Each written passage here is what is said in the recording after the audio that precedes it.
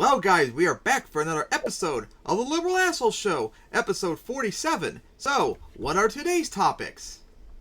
Russo-Ukraine War update, Jacob Hickey being cringe, French presidential election, bring toxic masculinity back, Wimbledon being racist, Greg Gutfeld being a neocon over student debt, Fox News and conservatives causing homophobic hate crimes. Can't wait to get to that, all of them. So anyways, as we take a look at the map, this is the current map of the Russo-Ukraine War right now, and it really, once again, has not changed much. If Russia is making any gains in the eastern Donbass area, it's so small that you can't really notice.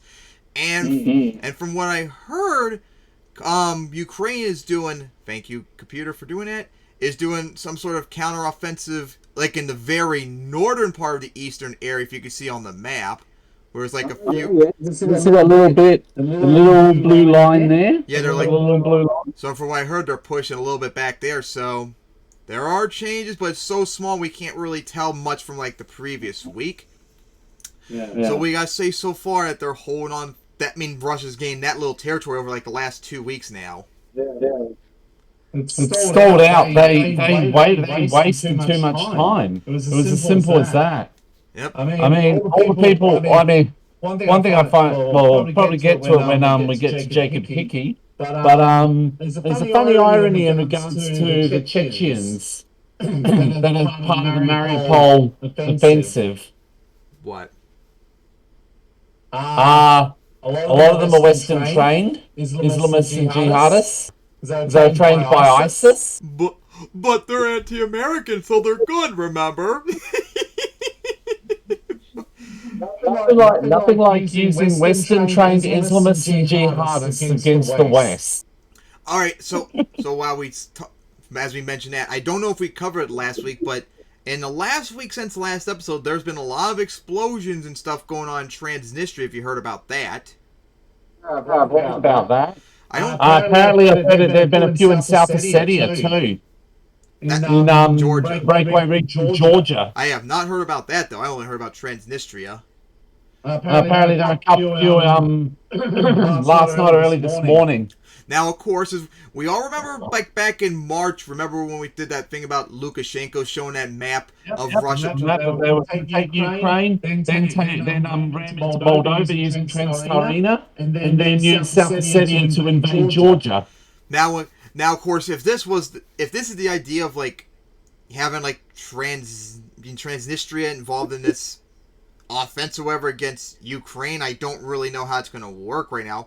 I mean, they have, I think it was like in total between Transnistria and Russian force there, it's like I think up to 20-something thousand, which that's a lot more in Moldova, but it probably wouldn't be enough to take them out. But that's probably not going to be anywhere near enough to do anything against Ukraine. So if they're like trying to do like some invasion downward to Odessa, I don't really see how that's going to work. And I also don't see how Russia will get to Transnistria anytime soon right now if they're having this much trouble getting into eastern Ukraine and remember there is some counteroffensives down where what was it, Kherson?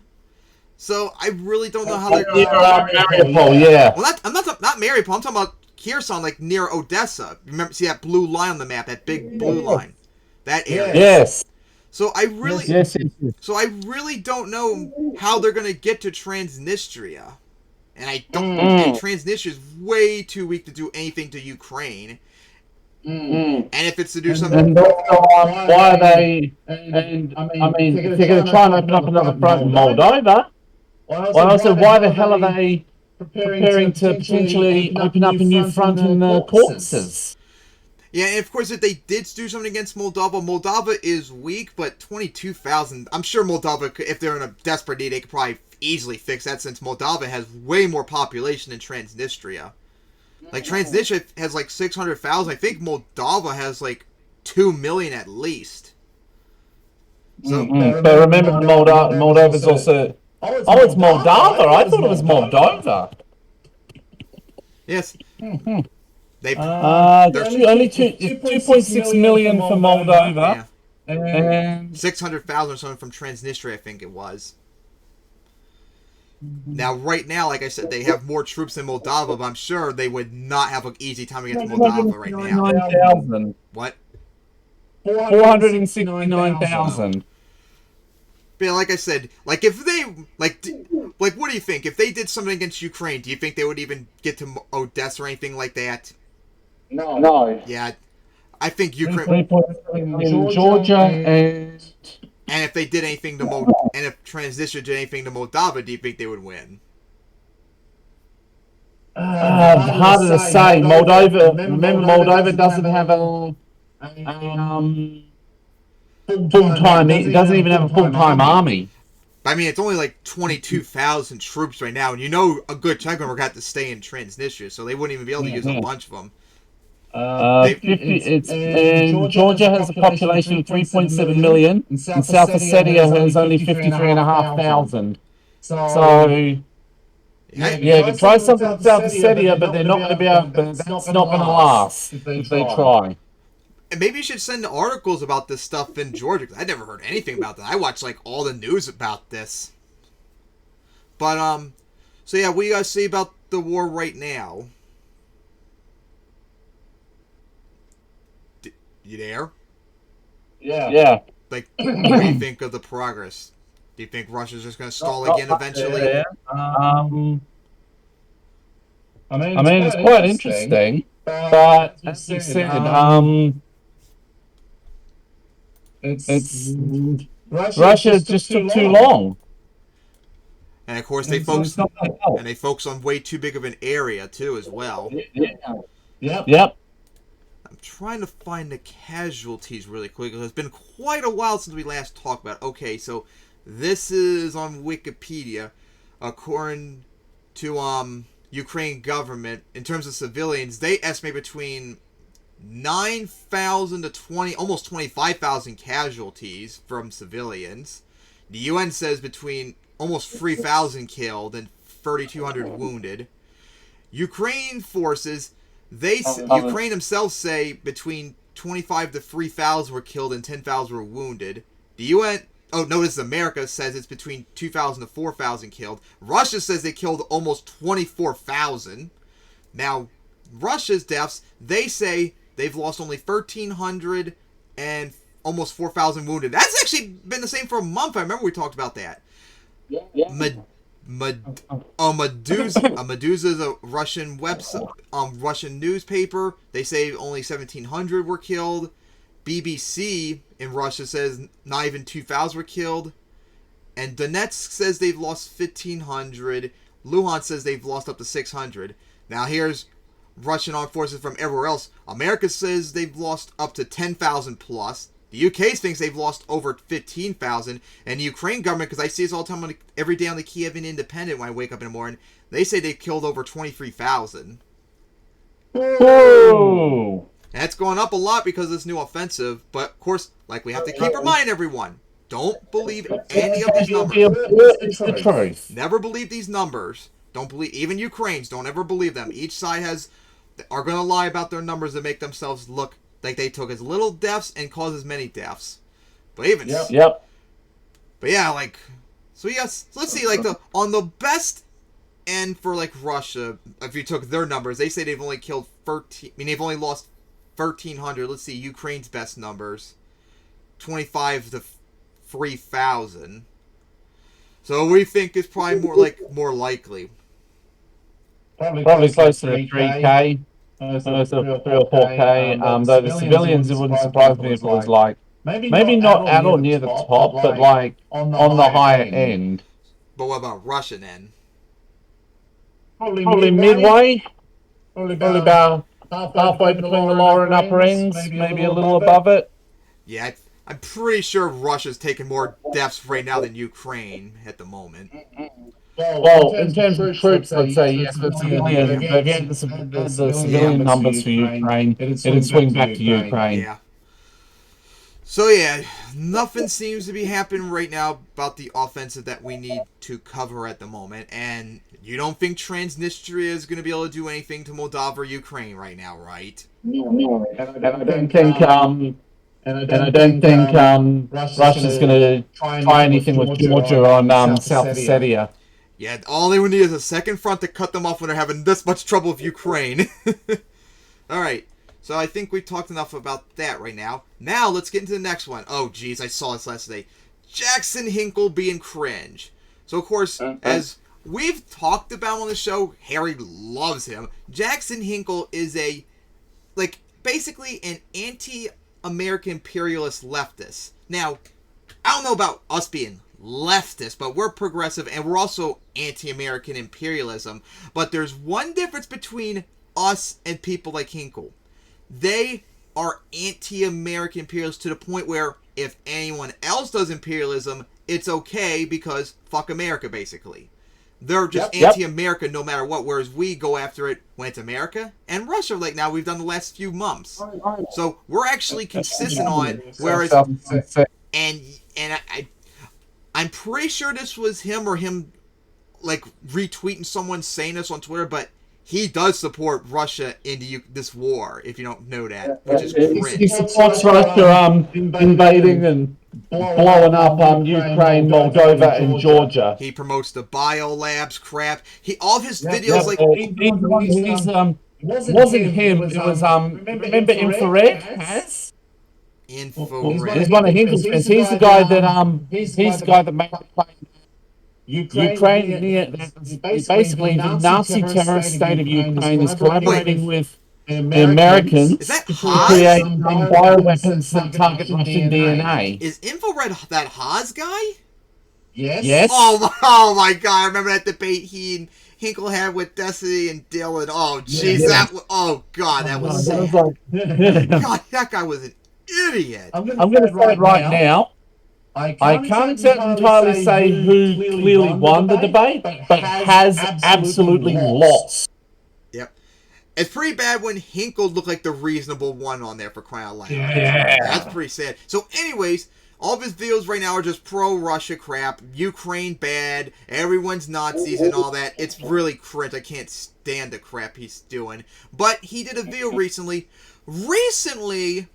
Anthony Blinken, which is one of Biden's main, I can't remember which position he was, but he's up there in the government position in the American government. He had a congressional thing just recently about the war in Ukraine, and Rand Paul, who's a senator from Kentucky, grilled him, and Hinkle thinks he did this awesome job destroying Blinken, and I saw the whole thing, and I saw Rand Paul and Blinken's stuff. I did not think it was that impressive whatsoever.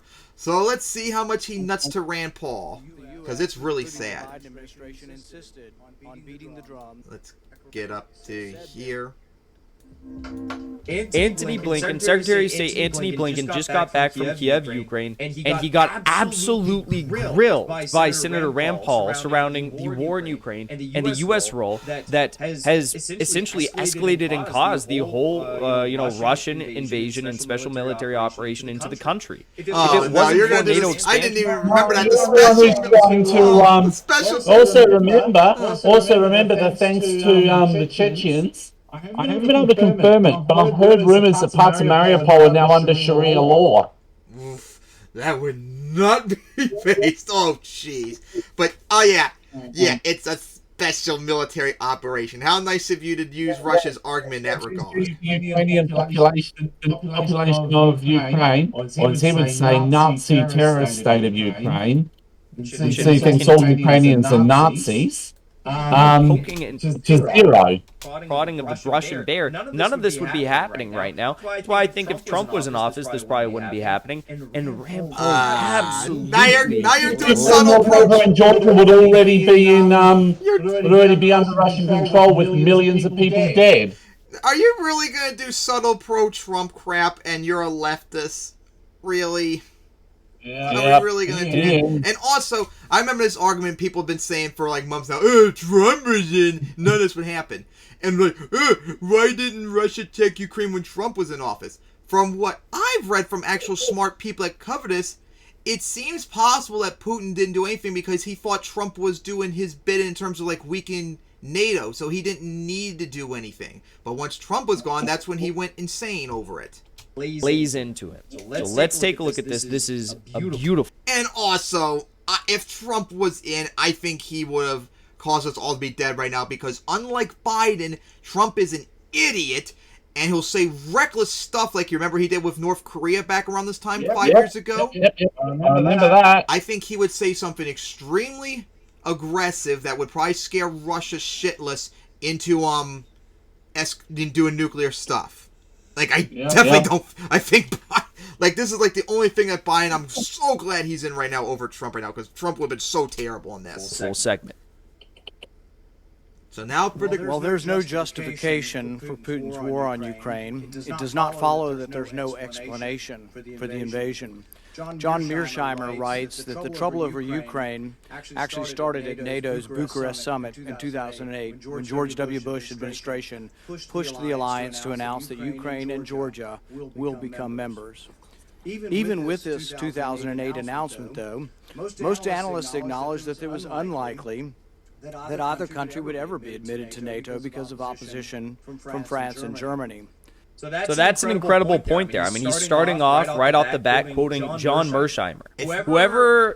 It's not really that big of a point, but yeah, Russia, like, America and NATO are also somewhat to blame for this too. They should not have expanded. Mostly, America and NATO's role was making it worse. Yeah. Not necessarily starting it, but making it worse. Yeah, they definitely did instigate somewhat. But at the now I lost my point, so screw that. Rand Paul's staffers are justify Russia's invasion. Well, that wasn't what that wasn't what I was going to go with, but yeah, it doesn't. They deserve a raise. They literally deserve a raise because I don't know. They're literally the only people who are probably in DC right now with a brain in their head. I mean, you start off the segment quoting John Mearsheimer, NATO expansion, all of this stuff. Oh yeah, now I remember my point.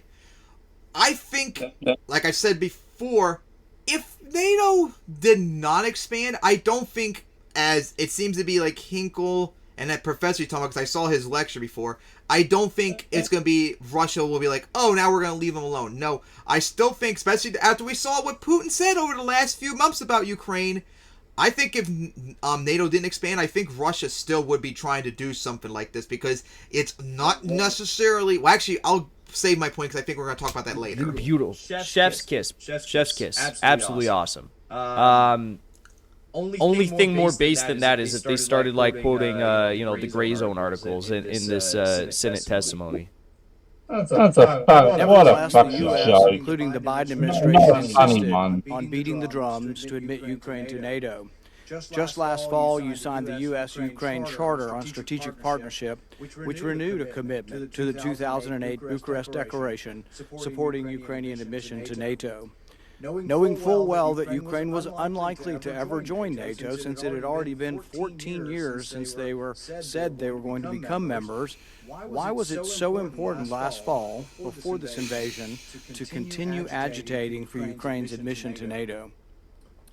It's a good question. It's a good question, Senator Paul. It's a good question. But you have to understand. It's primarily because, you see, I come from a long line of Russophobic sycophants who are trying to bring Russia into the Western sphere of influence. And, of course, poking and prodding them through NATO happens to be the best opportunity to take advantage of the current political crisis in the region. Thank you, Senator. Not a question of agitating for Ukraine's admission. It's a question of standing up for the basic principle that we strongly adhere to, that there should be and will be an open-door policy when it comes to NATO membership. These are sovereign decisions for European countries to make, and of course a decision for the NATO alliance to make in terms of making sure that a country that wishes to join actually adds value to NATO. But this So, Secretary Blinken, I would follow this question up and say, so do you really think it's a question? Remember, Jacob Hickey's the guy who thinks that the NATO makes it sound like NATO invades countries and forces them to join. Yeah, they're not forcing them, people. The reason why they didn't well, actually I'll save that point because we're going to bring about Ukraine being neutral later on. But yeah, these countries wanted to join NATO because they don't trust Russia. In a lot of ways, they have a valid reason, just like Russia has a valid reason to think NATO's a threat to them. But see, you guys dismissed their concerns, whereas we acknowledge both of them. a sovereign independent state to join NATO when you strip that country of its sovereignty in a 2014 U.S.-led coup. This again. So I actually looked this up over the last few months about it.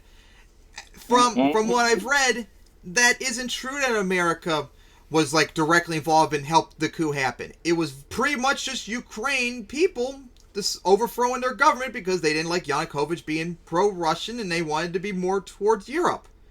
We had really, really no influence on the revolution whatsoever. If we did, it's very minor. It's not like we overthrew the government for them, like we did like in Iraq. Everything has to be related back to the omnipotent entity, the omnipotent and omnipresent entity known as the CIA. Yep. So no, America, NATO, and the West did not overthrow Ukraine. That was the people themselves that did. American involvement was very minor compared to other coups that we actually have done. Self, Victoria Nuland, Jeffrey Piot, William Burns were all involved in. Because by my estimates, when you strip a country of their sovereignty and replace them with a Western-backed, U.S.-aligned, subservient figure, like Petro Poroshenko and now Volodymyr Zelensky, it's not really a question of whether or not they are, exercising their means of expression in joining NATO through an open door policy. It's more so you have dictated the political climate in the country through force and through subversion and the stripping of... No country is sovereign unless they don't have sovereignty due to Russia or China, remember? Yeah, and the reason why they wanted to join NATO was simply because Russia invaded them in 2014 when they took Crimea. Because Ukraine, like Finland and Sweden and other countries, they did not want to join NATO. It was only when they were invaded that they flipped. Because their sovereignty was violated by Russia. Of Ukrainians of their sovereignty, which in all actuality calls into question the previous statement that you just made. What Blinken said was so mild and reasonable for crying out loud. I can't believe he did a diatribe over that. To the heart of the international system and the international order. And part of that is a basic principle that one country can't dictate to another the choices it makes about with whom it allies.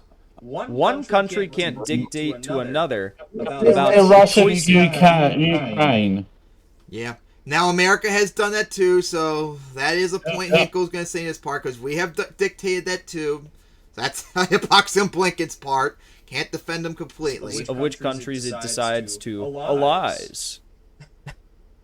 So, when Viktor Yanukovych, who was president before the U.S.-led coup in Ukraine, decided that he didn't want to work with the EU after, months of negotiation, and he instead decided that he was going to begin opening negotiations for trade, exports and imports with Russia further, did you stand by that statement then? Or did you launch a U.S.-led coup on... No, America didn't. It was simple. They did the deal. The Ukrainian people did not agree with it. They had a protest and then a revolution overthrew Yanukovych and got their own democracy and put in Poroshenko, and they want to become more European.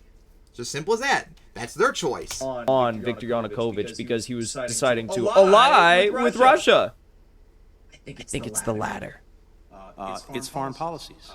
It's decision or not to try to engage with the European Union, with NATO. The other thing, yet as we speak and we see the destruction in Ukraine, we also hear pronouncements from President Zelensky saying, well, you know what, maybe we might consider neutrality as a possibility. There could have been voices before this invasion, instead of agitating for something that we knew our adversary absolutely hated and said was a red line, as recently as last September, before you signed the agreement, once again agitating for NATO, Russia said that it was a red line. Now, there is no justification for the invasion. I'm not saying that. But there are reasons for the invasion, and I think it's added nothing. In fact, had Ukraine been in NATO, as you've advocated for and many others have advocated for, we would now have troops in Ukraine. We may still have the destruction, but we would also have troops in Ukraine. If you were to put them in now, if it's still your policy that you want them in now, that means American troops go. The one good thing about them not being in is the most bellicose of our members here are not advocating for U.S. troops right now. That's a good thing. We have not had advocacy for U.S. troops because they're not part of NATO. Had they been, or are they to become part of NATO, that means U.S. soldiers will be fighting in Ukraine, and that's something I very much oppose. Senator, can I just say to that, because it's Senator, you bring up some good points, but the whole thing about this is crazy. Is that several years ago, it was a young man by the name of Antony Blinken who went out and gave a speech at some university saying, we shouldn't be poking and prodding Russia. We shouldn't be escalating tensions with Russia via NATO expansion in Ukraine. If we do, we know what it will cause. It will cause a situation of escalating conflict and tensions with Russia and the West that will spiral out of control. And we won't be able to have any sort of control on the what might unfold, a war, a World War III, who knows? So we have videos of Blinken admitting this. He knows this. I can't show them to you right now because I'm banned from Twitter, and those videos are on Twitter, so I can't show them to you. But we know this is the case. We know this is the case. Carrie Matchett, thank you for the super chat. Yes, exactly. You say, thank you for the super chat. You said Blinken made a speech before long ago stating that Ukraine should be left alone because it is on Russia's border and fighting them would be impossible logistically alone. Exactly. He said that in that same speech as well. So it makes no sense for him to do it. Rand Paul's absolutely routing him in this testimony. He's got nothing to say. Listen to him. Look, these are important conversations and arguments. My judgment is different. If you look at the countries that Russia has attacked over the last years, Georgia, leaving forces in Transnistria and Moldova, and then repeatedly Ukraine, these were countries that were not part of NATO. I mean, that is a point in the favor. If they're not attacking NATO countries, they're only attacking countries that are not in NATO right now. Like, you guys could see that. Maybe, I don't think NATO should have expanded, but if they were, they maybe should have, this might have been a little bit aggressive, but maybe they should have just expanded to all of Eastern Europe as soon as the USSR collapsed, because then Russia at that point in the 90s was too weak to do anything. They didn't really complain when Poland and all them joined in 1999. They didn't really complain at all when the Baltic and them joined in 2004. It was only into the late 2000s when they got somewhat recovered from their collapse in the 90s that they started to complain about Ukraine and Georgia. If they did all that stuff then, Russia probably wouldn't be able to do anything about it because they were just simply too weak. But what was the single biggest threat there?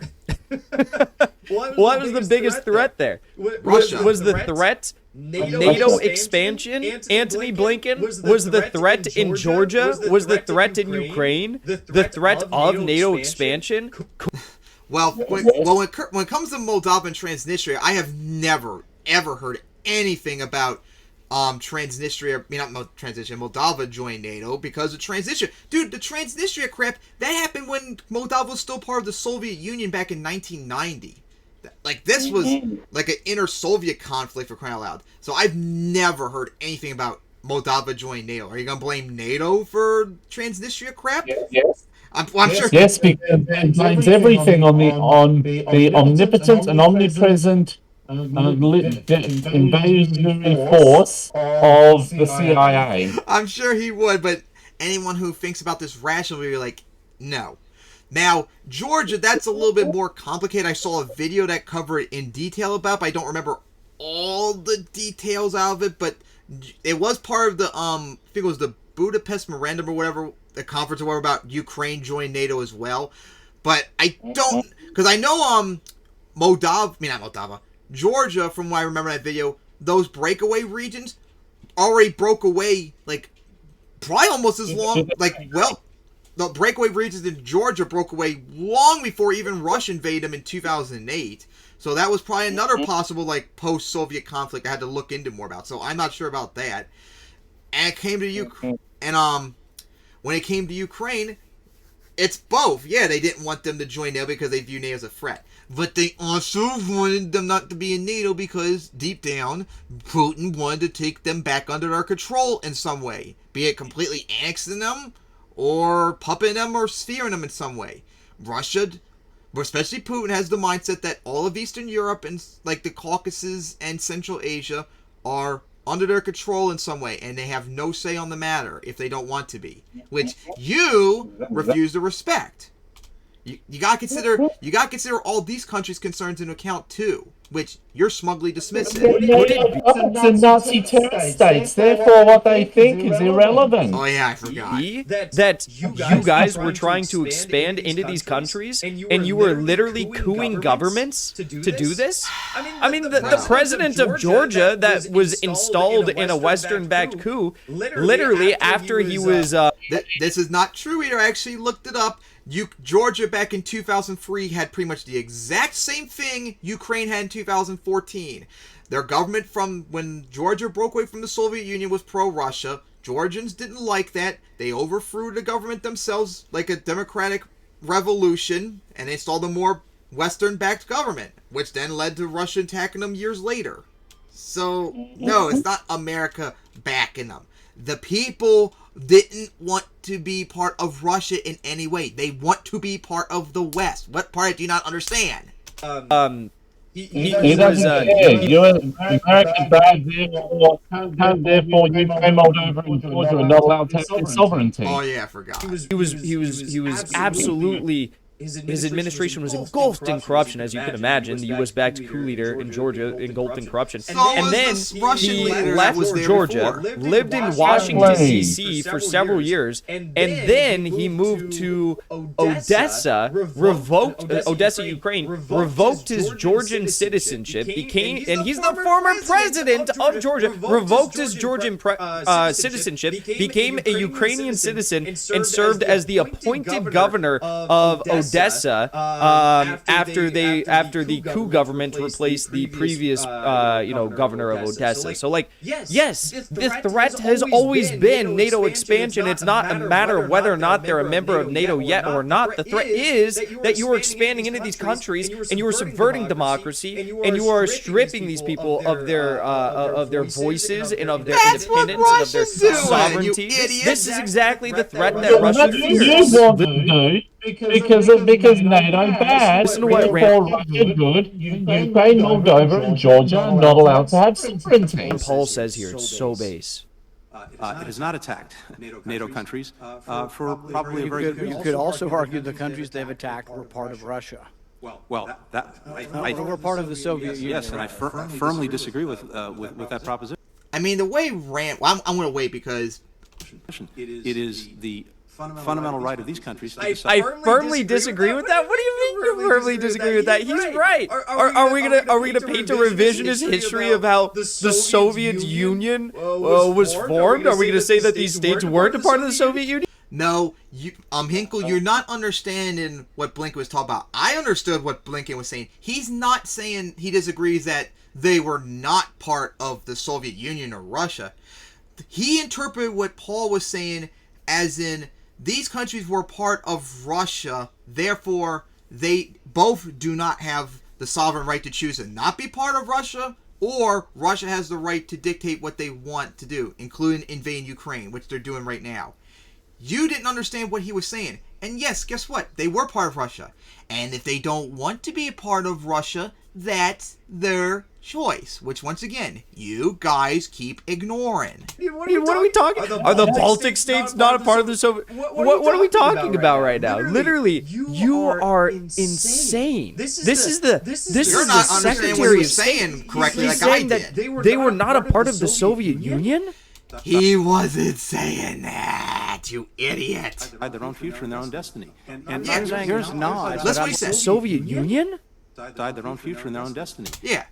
He interpreted as in that Rand Paul's saying about they were originally part of Russia, as in they have no right to choose what they want to do. As Blinken points out that they do have the right to do that, and that's what he disagrees with. And He's correct. And I'm not saying there's not, but I'm saying that the countries that have been attacked, Georgia and Ukraine, were part of the Soviet Union. And that And they were part of the Soviet Union. Yeah, as Blinken said, it doesn't give them the right to attack them. 1920s. But that does not give Russia the right to attack them on the contrary. Now that's a base comment. They were really has liberated nothing to from do Yes, being true part of base. this empire by force. Let me just say this. They were liberated from being a part of this empire by force. Okay. You can say that. You're wrong, but okay. Then you're especially wrong when you talk about Ukraine. Like, you are objectively wrong if you say that they were liberated from an empire of force if you're talking about Ukraine. Clearly, Ukraine was invaded for hundreds of years, for crying out loud. Be it I think the only country, I think Ukraine's one of the very few European countries that has a bad thing, that has a invasion history similar to freaking Poland. yeah, like they've been invaded for centuries. Be it all the groups I can't remember off the top of my head for like 1,000 years or so ago, the Mongols, the Ottomans, Russia. They were only really independent for like one moment, for like a few years after this Russian Empire collapsed during World War I, and then Russia reinvaded them, conquered them during the Russian Civil War. Now they were they were kind of like an independent country in the Soviet Union, because it was kind of, the Soviet Union was kind of like the UK, where it's like multiple countries into one like super federated nation basically. But they did not really have any sovereignty until 1991. Like we said before, Ukrainians and their culture have been around for hundreds and maybe 1,000 or so years, but they never really got to have independence until now, until Russia undermines it. Anthony Blinken does not know the history of how Ukraine became independent. My God. But all right, I think that's a good we'll just take him at his word. projection. Okay, so they're independent states. So what gives the U.S. the authority to go into Ukraine, or Georgia for that matter, and make them a part of the Western, We didn't. Western sphere of influence, the U.S. empire, by force? It wasn't by force. Oh my God. Oh yeah. Do you remember America invading Ukraine and Georgia? I don't remember that. Do you? Because we didn't invade them. They had their own internal democratic revolution to align with us. We didn't have anything involved with their revolutions or anything. It was completely their control because they want to align with us. If it's not okay for the Soviets to do it, hypothetically, then why is it okay for the U.S. to do it? Well, one, it isn't, and two, we didn't do anything to Georgia and Ukraine, so moot point. Because I do think it's important. If you look at why President Putin went into Ukraine this time, we took very seriously the arguments that some Russians were putting forward back last fall, that they had concerns about Ukraine's eventual membership in NATO in terms of their security posture, Russia's security posture. What would this mean in terms of the placement of forces near Russia, weapon systems, etc.? We sought to engage them on those issues in real seriousness, as well as engage them on deep concerns we have about many of the things we do that undermine our security. But when everything came to a head, it is abundantly clear, in President Putin's own words, that this was never about Ukraine being potentially part of NATO, and it was always about his belief that Ukraine does not deserve to be a sovereign, independent country, that it must be reassumed into Russia in one form or another. Yeah, and that is what, back in July, Putin actually wrote some article on some Russian site where he actually talked about this. It was basically freaking like Nazi talking points, how Ukraine is not an independent country when they are. So, like as we've been pointing out for months, it's not just NATO. It's also because Russia does not think Ukraine should be an independent state, just like how Germany did, and during World War II, did not think Poland and other countries in Eastern Europe should be independent. Country should be independent or sovereign. And Did he feel that way when Viktor Yanukovych was president, and he was very openly allowing Viktor Yanukovych, who, by the way, yeah, sure, was very close to Putin in a lot of ways, close to Russia in a lot of ways, but also did a lot of things that Russia didn't like. I mean, without a doubt, did a lot of. I could. He was talking about Ukraine trying to join the EU before they did the deal with Russia. Can't you maybe think about it a little bit, Hinkle? Don't you think? Well, one, Putin does not have as big of a deal about EU than he does NATO. He is more willing to concede on EU than NATO. But also think about this. Don't you think it's possible that maybe Putin knew that the deal with EU was not going to happen, so he had nothing to worry about? Think about that for a little bit. That could be a possibility, because in the end, it didn't happen. They had negotiations for not months, but years, and nothing happened with it. So maybe it's possible he thought nothing was going to happen to it, so he had nothing to worry about.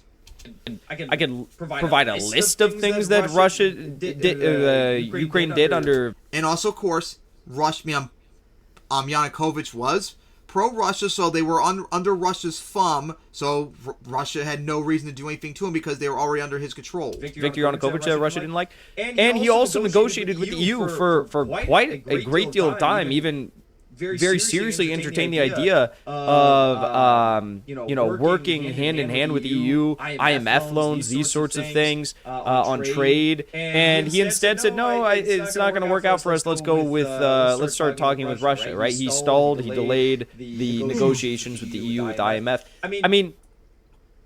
Putin allowed that to happen. He wasn't saying, no, you can't do it, and we're going to invade your country if you do that. No. The problem with NATO is it is an inherently it's an inherently existential threat to Russia to have on their border, especially as Ukraine had not guaranteed under a non-NATO aligned government to wage 8 years of war against the people of the Donbass, right? And let me guess, you'd probably defend that too. Of course he does. So, what was he saying? 8 years of warfare. 14,000 people killed. That is not something. Yet the discussions between Zelensky and the Russians have included discussions of them assuming an unaligned or neutral posture. So that has been part of the discussion. And this is a sovereign decision for Ukraine to make. Yeah, but at the same time, we're all over the place, thinking we're coming to the rescue, and then maybe sometimes we're not. Maybe sometimes we're agitating for something like admission to NATO that makes it worse. Maybe Ukraine has more of an ability to make this decision if they're not being pushed and goaded by half the members of the Senate who want them in NATO. And you don't think Russia's doing the same thing in the opposite direction, Paul? Of course he doesn't. Oh my god. Now, of course, as we said before, I would like it if Ukraine was neutral and not part of NATO. I would be fine with that. But a couple things. One, NATO will never openly agree to that, because to them that would mean Russia has a veto over them, and they will never ever concede to that. That's too much like a prestige blow. Just like Russia would not accept the reverse of some ways. It was one of the concessions that were non-stars for NATO. NATO's belief is our open door policy is going to stay no matter what. If you don't like it, tough shit. We're not conceding on that. We're not going to just automatically agree, oh, Ukraine, you can't join because Russia doesn't like it. We're going to have it there, and if they want to join, that's their choice. If they don't want to join, that's their choice. And then also, like we said before, Ukraine was neutral. It's been neutral for decades, and they were fine with being neutral until Russia took Crimea. If they didn't do that, they would not be wanting to join NATO. Just like Sweden and Finland. They were fine being neutral and not being a part of NATO until Russia invaded Ukraine just a few months ago, so now they're likely to join NATO soon. Russia is way more of a factor of why countries are wanting to join NATO than America and pressuring them to do so. And also the final thing. Even if America and NATO did agree to Ukraine being neutral, which we support, what makes you think Russia still would not invade anyway? You think about that? I would... Yeah. I really think if... Just like I think now if the war ends and Ukraine is forced to be neutral, I don't trust Russia. I don't trust them to respect Ukrainian neutrality, so I would want to have some sort of guarantees that we could support them in some ways for neutrality, and Russia will have a meltdown about you're not letting them be neutral, you're trying to make them on your control. So unfortunately, I just don't think really Ukraine neutrality is going to really work right now. So it's either them being forcibly under Russia or them choosing to be part of the West. And if they want to be a part of the West, Russia's got to just fucking deal with it. And you're got to deal with it too, Hinkle.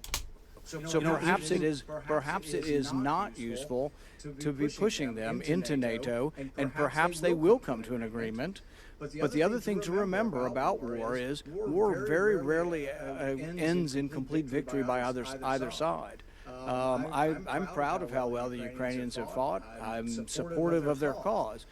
But I would say it's very unlikely they're going to now invade, take over Russia, and depose Putin.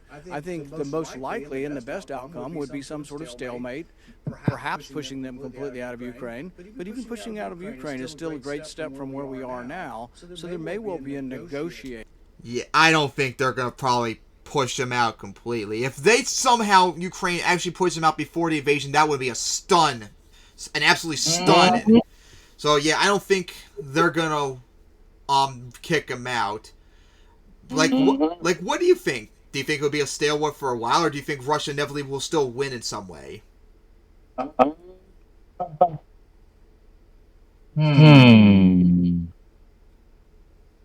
It's probably going to be a stalemate for quite a while, but eventually I think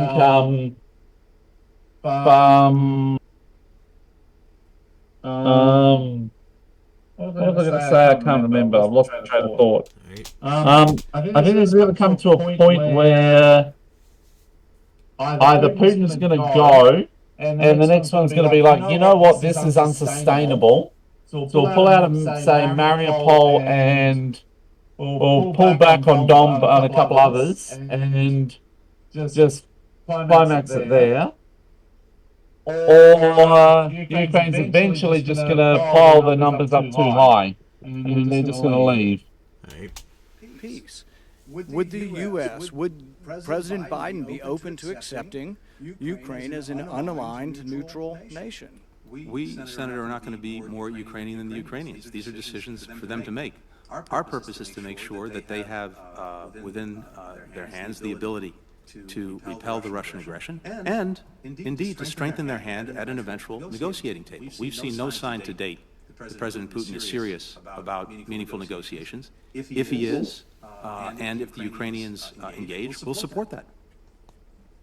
Literally insane. Literally That's what he said. That was reasonable. You're an insane one. Dude, Blinken, what he said was so reasonable. What the fuck? Why would the Ukrainians not negotiate? We know that Lavrov today said that 12 days ago, Russia sent a peace negotiation proposal to Ukraine, and the Ukrainian negotiators haven't even confirmed to Lavrov and to the Russians whether or not Zelensky has even seen the document. So they have no intention of negotiating at this. You do know the big reason why they don't want to negotiate or agree with what they're doing is most likely, one, that the terms are so ridiculously high that are like out of the realm of possibility for them to accept, especially since they are, because you deny this, but Ukraine is winning so far in this war in terms of what Russia wanted to do. Russia's failed immensely so far. So Russia is in no position to demand what they probably want at the start of the war, which is probably what Russia is demanding Ukraine to give up on. And also, after the war crimes that Russia did in near Kiev that was discovered, which you conveniently say Ukraine did it. And yes, he actually said Ukraine's done all the killing. Justify everything for thing. Yeah. That's the blame everything. Like, Ukraine is like so disgusted. Everything. Ukraine is so disgusted with Russia's barbaric war crimes that you conveniently ignore that they don't want to deal with them. Like, they view them as probably no better than, like, Nazis at this point. At this point, they have no intention of negotiating. Why would they not, though? I mean, this makes so much sense for them to negotiate. They're getting routed in the Donbass. They're getting routed in Kherson. They're getting routed in Mariupol. Mariupol still hasn't fallen. Donbass, Russia's taken forever. They've made very little gains like the last 2 weeks. Donbass and Luhansk have stalled out. They completely lost in the north. Kherson, Ukraine's making a comeback somewhat. Routed in they have taken they've all but taken Mariupol, but they've got that last section left. In the Donbass, they're getting routed in Kherson. They're getting routed. I honestly suspect they're not actually going to take that area. Routed in Mariupol, They're routed not going to try and take it. in Rubizhny, routed in Popasna, routed in Kharkov, routed in... Kharkiv, I think, is the area that Ukraine was making that counteroffensive, like in near the Russian border we saw. I think that's where Kharkiv is, so that might be wrong there. Soon in Mykolaiv, soon in Odessa, well, maybe not Odessa, but probably soon in Odessa. Don't think they're going to probably be doing Odessa anytime soon or at all unless some miracle changes for them. There you go. There's the thing. There you go. Because NATO banned, Ukraine, Moldova, and Georgia should be paying with their sovereignty. There you go. Jackson Hinkle has pretty much stated that. Yep.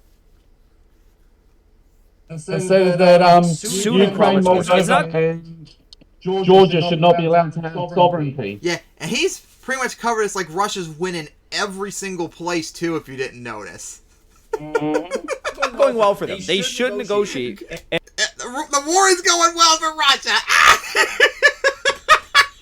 The stupidest statement he's made so far. The debate has been a fucking disaster. If it was going well, they'd already have at least Ukraine and Moldova, if not all three countries. But they don't even have Ukraine under their control. And what does Blinken say there when Rand Paul asked him the question? Would you support an effort for Ukraine to become a neutral state, guaranteed to neutrality? Would you support this? What does he say? He says,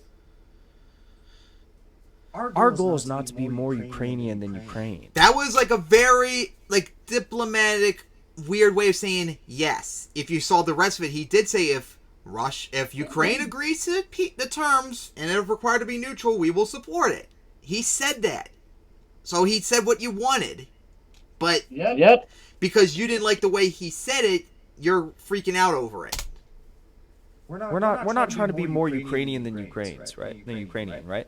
But we will dump as many weapons as we can into the country and try to take this to some heightened escalation of war. That's Russia's fault, though. That's all their fault. We didn't get... If Russia never invaded Ukraine or threatened to in the first place, the West would not have given weapons to Ukraine, which, hey, they're beating the shit out of Russia right now, and they're struggling, so good thing we are. So, cope.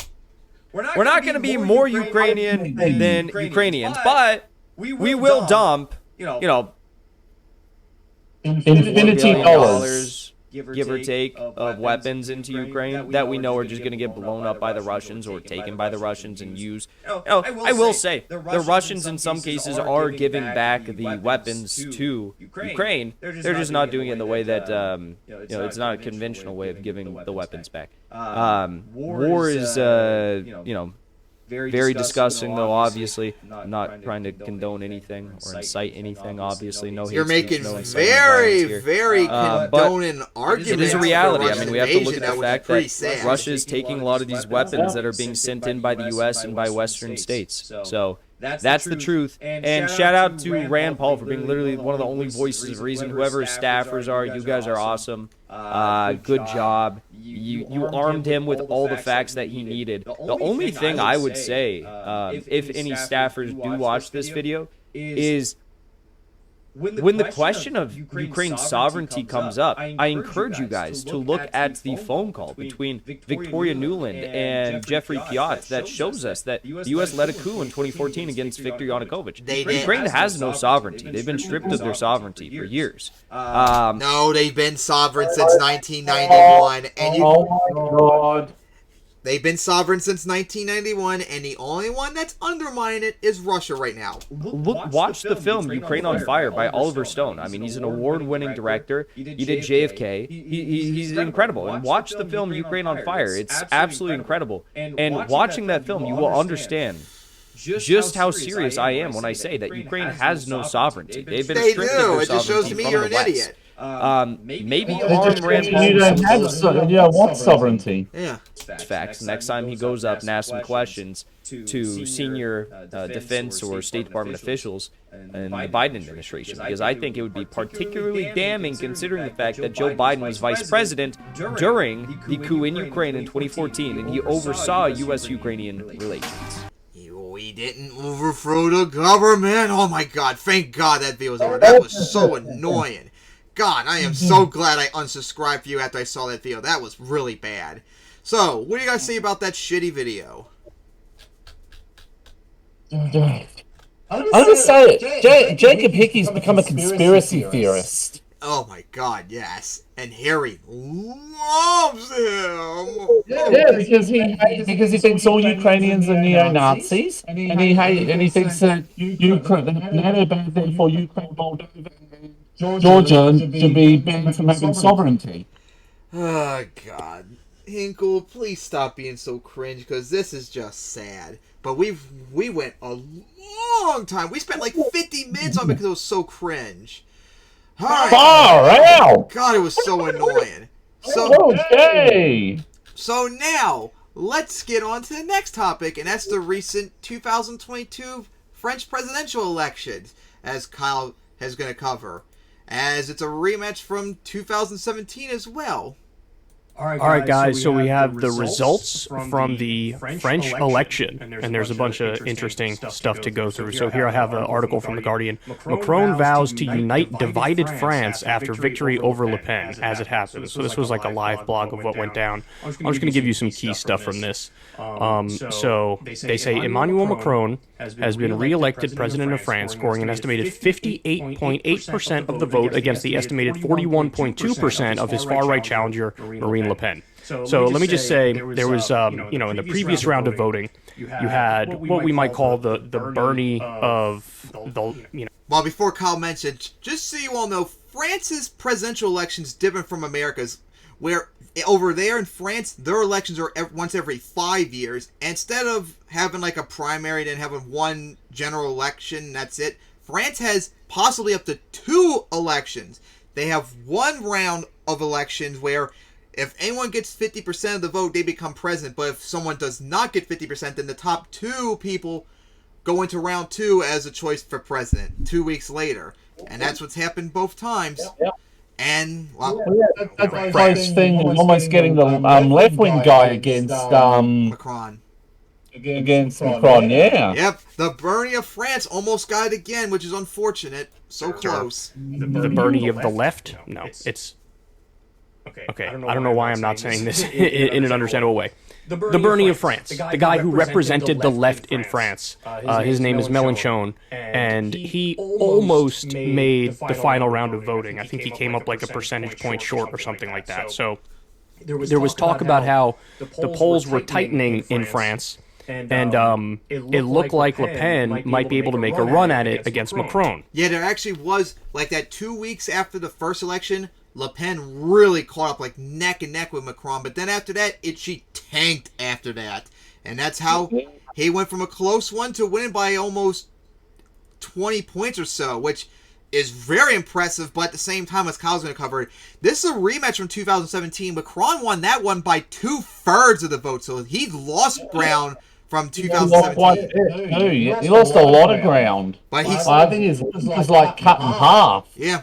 But in the end, he still won in the blowout, so can't really say much about that. Now, I told you guys in the previous segment I did on this. Look, this is interesting, particularly because there's both shades of 2016 and shades of 2020 in this. And of course, I'm referencing the U.S. elections. So you got the sense that Macron represented either a Hillary Clinton-like character against Donald Trump in 2016, or he represented a Joe Biden-like character in 2020 against Trump.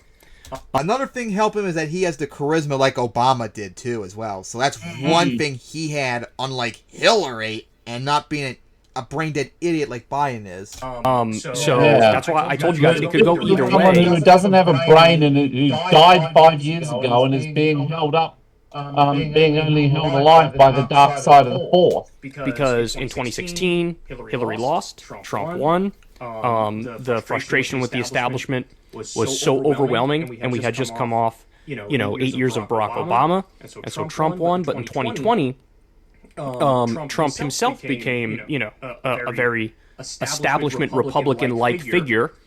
He didn't govern in a way that was for working people, and you had Joe Biden sort of win by default. So we're going to get to more on that in a little bit, this idea of winning by default, which is kind of what Macron did. They say the centrist Macron's victory was higher than predicted by any poll and marked the first time in 20 years that a French president has been reelected. Yeah, in France, re-elections are very rare. Because usually, they are. like I said, it's the first time in 20 years that's happened. God, I remember Sarkozy, I can't remember who was after him, and then Macron. They've had terrible polling when they were gone in office. Like, I remember Hollande, I think he was right after Macron, his approval rate at the end of his term was like under 10%. And freaking Macron has been right down there too as well. Like, he's overwhelmingly hated in France. Like, even when he won, he had like 36% approval, for crying out loud. Yep. Like, France really hates their presidents that they've been there for a while.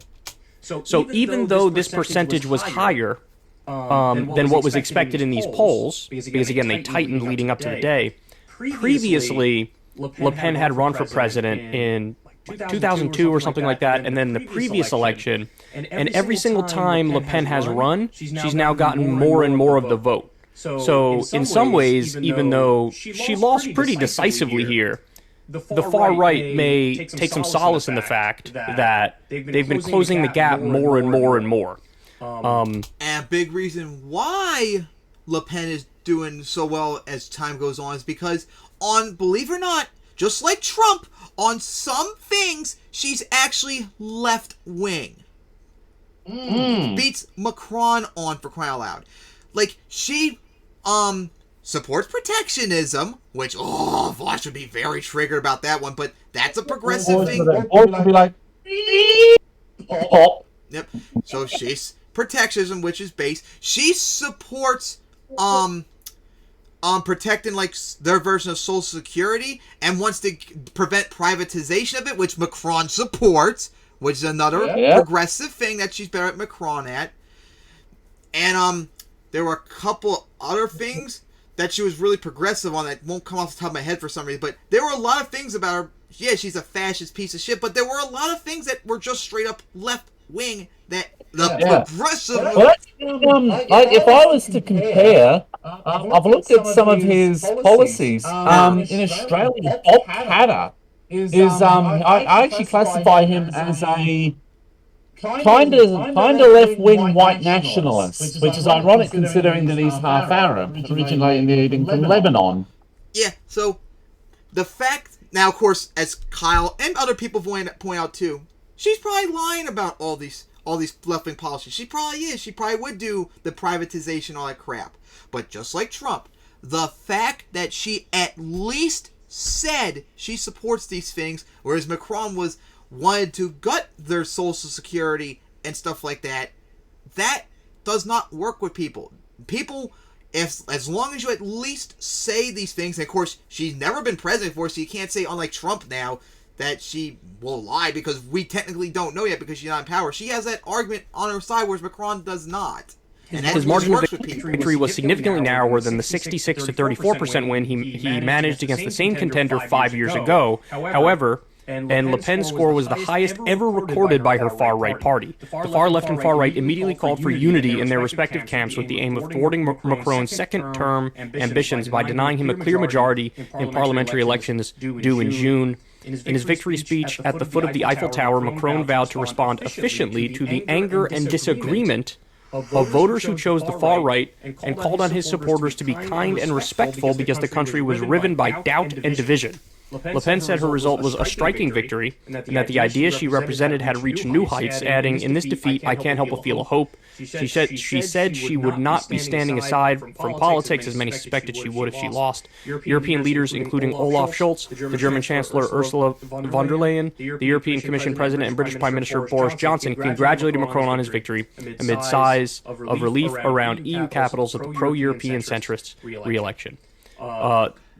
This summary was amended on April 25th to give 41.2% rather than 48.2% as Marine Le Pen's estimated popular vote tally as of 21:48 UK time on election night. Okay, anyway, so Macron's basically the point here is that Macron came out and gave a very conciliatory speech. He had some line about like, look, I'm not the representative of the center-left party. I am the president of all, and I will govern in a way that is being the president of all. It's the typical thing that you hear from, the Bill Clinton types, the Barack Obama types, the Emmanuel Macron types. So this was a victory for basically centrism in France. Now, let me give you some more information on this because this is wild to me. So there are a lot of parallels to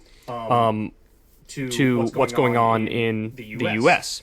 And Mac tweeted this. This was on a France 24, which is a news channel. They say, he says, healthy democracy. And then you see reasons for voting for Emmanuel Macron. And this is from Mélenchon voters, so like their version of Bernie. 91% of them voted to block Marine Le Pen from winning.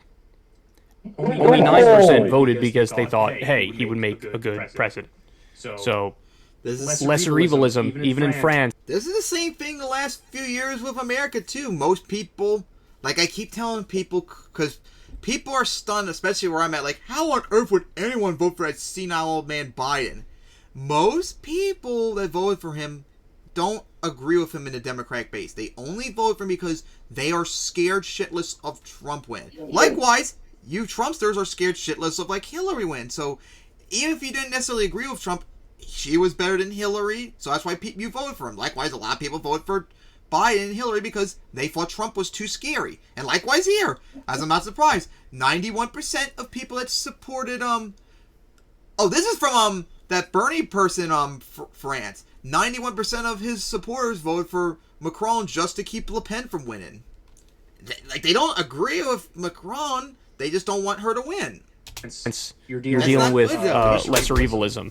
And that truly is a stunning number. So you also had more abstentions. It shouldn't be that way, though. That's the problem. It should be you vote for someone because you agree with them and you think they'd be a good president and whatever. It shouldn't be, I'm scared of this person, so I have to vote against them. That's not healthy. Than in previous elections. So and by the way, the overall number, Macron did get, honestly, way more voters from Mélenchon, and Marine Le Pen only got a tiny percentage of the Mélenchon voters. There were very few Mélenchon to Le Pen voters. I think the majority was Mélenchon to abstain, and then it was like 42% that was Mélenchon to Macron. So, but 91%, hey, we don't like this guy, we're just trying to block Le Pen from winning.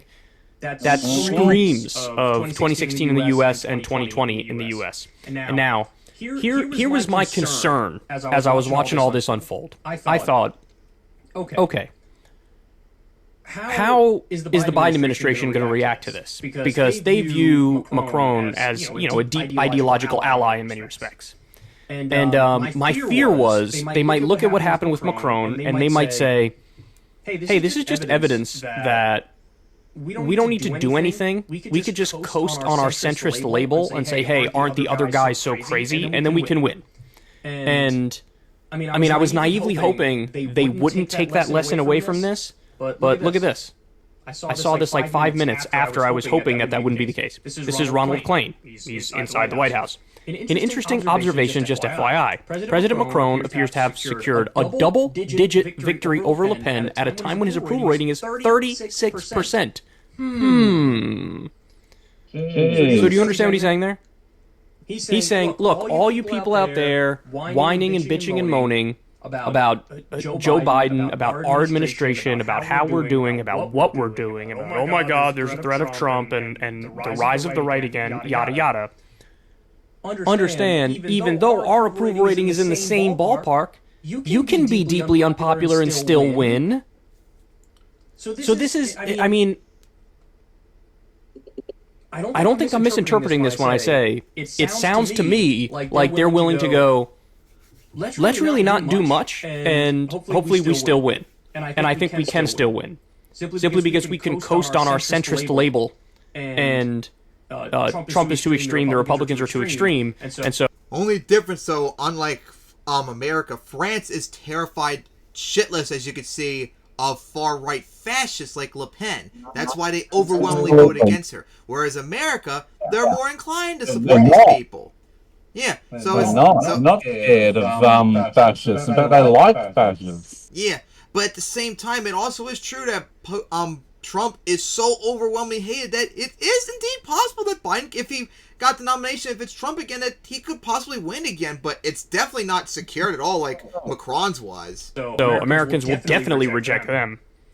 But of course, that becomes a crutch to not do anything that the people want. And to not take on your donors, to not really, try to shift the balance of power in the direction of working people. And so when I see this, I think, like, whatever sort of panic may have been behind the scenes, where they were like, damn, our numbers with young people are imploding, what are we going to do? Maybe we should abolish student loan debt. Maybe we should take action on that. Well, actually, we're going to cover that later on, because there have actually been some changes since Kyle did his video about that. I think they looked at Macron winning and they were like, maybe we're good. Like maybe we're good. If they imagine rationalize. If they think that they're idiots, because like we said, France is terrified of the far right. America is not. They're like if it's Trump and Biden again, Biden will not beat Trump by like 58%. That's only happened like 58% victory. That's only happened, I think, like when it's election between two people. I think it's only happened like 2 times in America's history. 2 times. Mm-hmm. Because there have been elections where, like, Washington ran unopposed and got, like, 100%, but I think, like, Reagan got, like, 58% in 1984, I think FDR got in 1936. Like, it's almost impossible for I also remember that, 1 percentage point in one district, and Ronald Reagan would have swept all 50 states. Yeah. Like, 58% is almost not going to happen probably anytime soon, unless it's someone that's really, really overwhelmingly good. Having the lowest poll I saw of Biden was 33%. His average is about 41 or 42%, I think. But imagine, like, coasting on that, thinking like, sure, I'm massively unpopular, and everybody's disappointed, but the other guy's worse. And so it's that vicious cycle of lesser evilism. I mean, don't get me wrong. Macron is definitely a lesser evil, so him beating Le Pen is a good thing, but at the same time, it's like, you see these centrists, so-called centrists, really they're just status quo defenders or status quo tweakers or managers. They are so emboldened, and they are the representatives of the current framework of the system, even though people are struggling like crazy. And they're just coasting off their mediocrity. And it's honestly, it's too kind to even call them mediocre. So, I mean, look, I hope I'm wrong. I hope that this doesn't embolden Biden to continue to do absolutely nothing and just try to win with zero message in 2024 and zero delivering for the people. I'm sure that is but the way it looks like that is what they're going to take away from it. Like it did with Macron. Anyway, there you have it. French election. Macron wins. Honestly, I would be willing to call this like a crushing victory. It is a crushing victory, but he did lose. It's crushing. It's crushing. It's crushing, yes, but it's still a concern that he's lost that much of a lead. It's not a close election. Yeah. 15.8%. But again, I think it needs to be an obliteration. It's Le Pen collapsed so much that even though she lost in the blood, she said it was still a victory. The thing about that's scary is that every time Le Pen has run, she's gotten more and more and more of the vote. And you're going to get this complacency. You already have this complacency among the so-called center-left, the centrists. And I think they might have this false sense of security, that they feel like they're bulletproof, even though they shouldn't. I mean, look, Hillary lost to Trump. We saw that. Biden beat Trump, but honestly, Biden beat Trump by a margin that was far too close for comfort. I actually looked it up. Biden's margin of victory was actually was closer than even Hillary's, believe it or not. So Biden was actually closer to losing than Hillary's loss actually was. I think it was in order for Hillary to win the election over Trump. I think she needed like 100,000 votes or so in like the closest states. For Trump to have won enough to... It was less than 50,000. Yeah, it was less than 50,000. So Biden's election was actually closer overall than Hillary's was. So yeah, that's how close it was. Even with Trump being a piece of shit for 4 years and COVID and all that, Biden barely pulled it off. That's really sad. I mean, Trump had a pandemic. The economy was imploding. He had all these problems. I mean, he's Donald Trump, deeply unstable, and Biden barely pulled it out. So they might get a false sense of security and the sense that they're bulletproof, and all you need to do is, say you're a centrist, and then like, oh, we're gonna win no matter what. But I don't know how long that game can be played. I really don't. And I do think Biden is probably a lot more vulnerable, even than Le Pen was, or excuse me, even than Macron was. Yeah, I think Macron is probably a more talented politician as well. Yeah, like I said, he has like Obama's charisma, which definitely helps. Not in terms of policy, but in terms of how he presents himself to the voters. I think he's probably a more talented politician, and that also was perhaps why he was able to pull this victory off. But I think they're going to take the wrong message away from it, and that would be devastating. And look, we'll know if they do, because they'll continue to do absolutely nothing. There will be no strong action on student loan debt relief. There will be no move to, decriminalize marijuana, for example. There will be no piecemeal approach to breaking up Build Back Better and trying to do individual bills on, say, elder care or universal pre-K.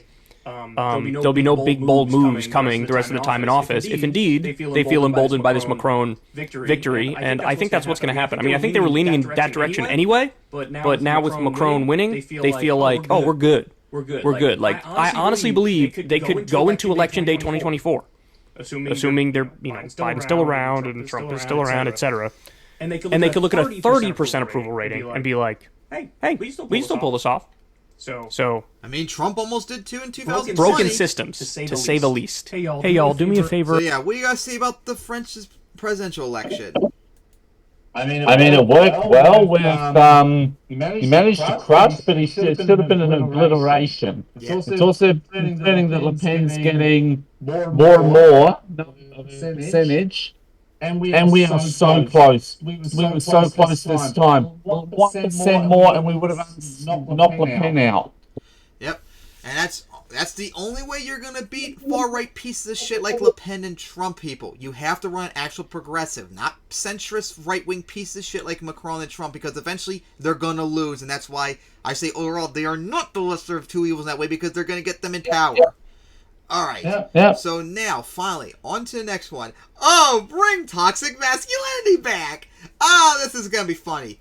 So, a few days ago, Hunter Avalon watched a video from some weirdo YouTuber who actually did a video about bring masculinity back, and oh geez, he actually did like all the toxic masculinity tropes, and it was so cringy. He even debated the guy recently. I didn't even watch the full thing yet, but I actually found his video that Hunter reacted to, so let's watch it now, because this is just cringe. And to make it worse, it has like a minute-long intro. Here we go. What up, YouTube? Hold on, is this Hunter or someone else that's being super cringe? The person that Hunter was reacting to. This is the video that Hunter reacted to. Okay. Night Nation, Night Talk. I'm saying newcomers never seen me before, man. Yeah. I know y'all are about sick and tired of seeing all this Chris Rock, Will Smith. Maybe y'all not. Maybe y'all are entertained by it, man. But I mean, I am. I am. But big picture lesson to be learned from all this.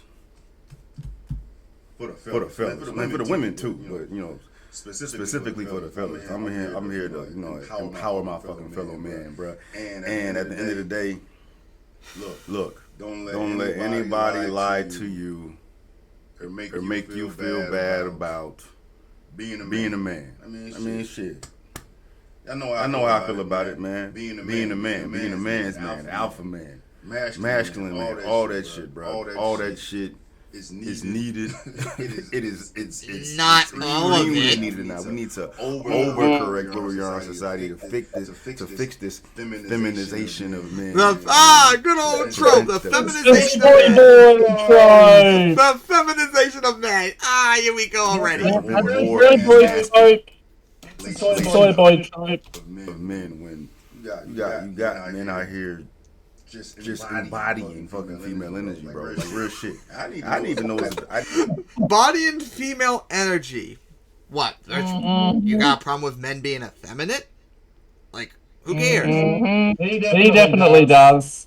Like, I guess you would call me alpha man in that regard, but I don't think I'm really an alpha male in that regards, and I don't really care about being one. It's not that important. I didn't If even anything, know it's it was cringe. as big of a problem as it is. With this newer generation of men, bro, there's never been a fucking softer generation of men. And shit, I would fucking argue to say it ain't even. It's not solely the newer generation of men. Like it goes beyond that. Like shit. Early mid to early 30s of motherfuckers is soft as hell too. I just had a conversation about this with my girl and her homegirl, man, and the homegirl was talking about. And I'm not trying to make it any. You know, fuck that. Y'all know what the hell I'm talking about. Y'all know what the hell I'm talking about when I'm saying that men right now are soft as hell. And they're soft as hell in what way? On top of everything else that's going on with men, but you know, right now. Men are soft as hell. Look at Will Smith, bro. Like one of the most powerful motherfuckers there is. You know, financially, reach, influence-wise. But you know, motherfuckers don't respect him because he out here looking like a whole cuck and shit. I always knew what the fuck cuck was, but I saw the. Can you just pause quickly? It is. Oh my god! It's 2022, not 2016 to 2018, mate. And Will Smith's not a man because he's a cuck? I think that was one of the things about he and his wife's relationship. I don't know anything about it, nor is it none of my business. That has nothing to do about being a man. And of course, he's going to talk about like the slap on Chris Rock, which, oh god, it's pretty cringe what he's going to say about that. It's like when a man doesn't know their worth and does whatever he needs to do to appease the woman to be in her good graces and just, you know, just gives his nuts to the woman. You know what I mean? And that's what will happen if you lead this life of this goddamn the feminine way, the soft way, bro. You know what I mean? And I'd assume it comes from this whole toxic masculinity bullshit that's been, you know, going on. The funny thing you say that because you're gonna bring up like toxic masculinity stuff too as a good thing. Doesn't make any sense because if masculinity was as toxic as it was. Or is, then why is there a lack of masculinity in men at this point right now? There isn't? That's a dumb like anti-feminist right-wing trope. Masculine men are still around. It depends on what your definition of masculinity is, though. But they're still around. 0 to 1,000 overnight like that. Literally, it happened overnight. I mean, the feminization of men with eyeliner, goddamn makeup, foundation, emotions. There we go. Toxic masculinity. Right then and there. Men cannot show emotions. That is toxic masculinity. That is absolutely 100% the definition of one of the definitions of toxic masculinity. Yeah. Now, toxic masculinity, unfortunately, is a term that fucking SJWs abuse all the time and say for shit that isn't. But this is a case of it actually applying. There's nothing wrong with men showing emotions. Like the comment was that men shouldn't cry. Why? Why shouldn't they? If they want to and they feel vulnerable and emotional about it, that doesn't make them less of a man. It makes them more human. Just like it's not bad if women are emotional too or not emotional. Like, there's nothing wrong with being emotional. It's just so weird. And, of course, like, fashion, makeup. What's wrong with men wearing fashion makeup and wanting to be in fashion?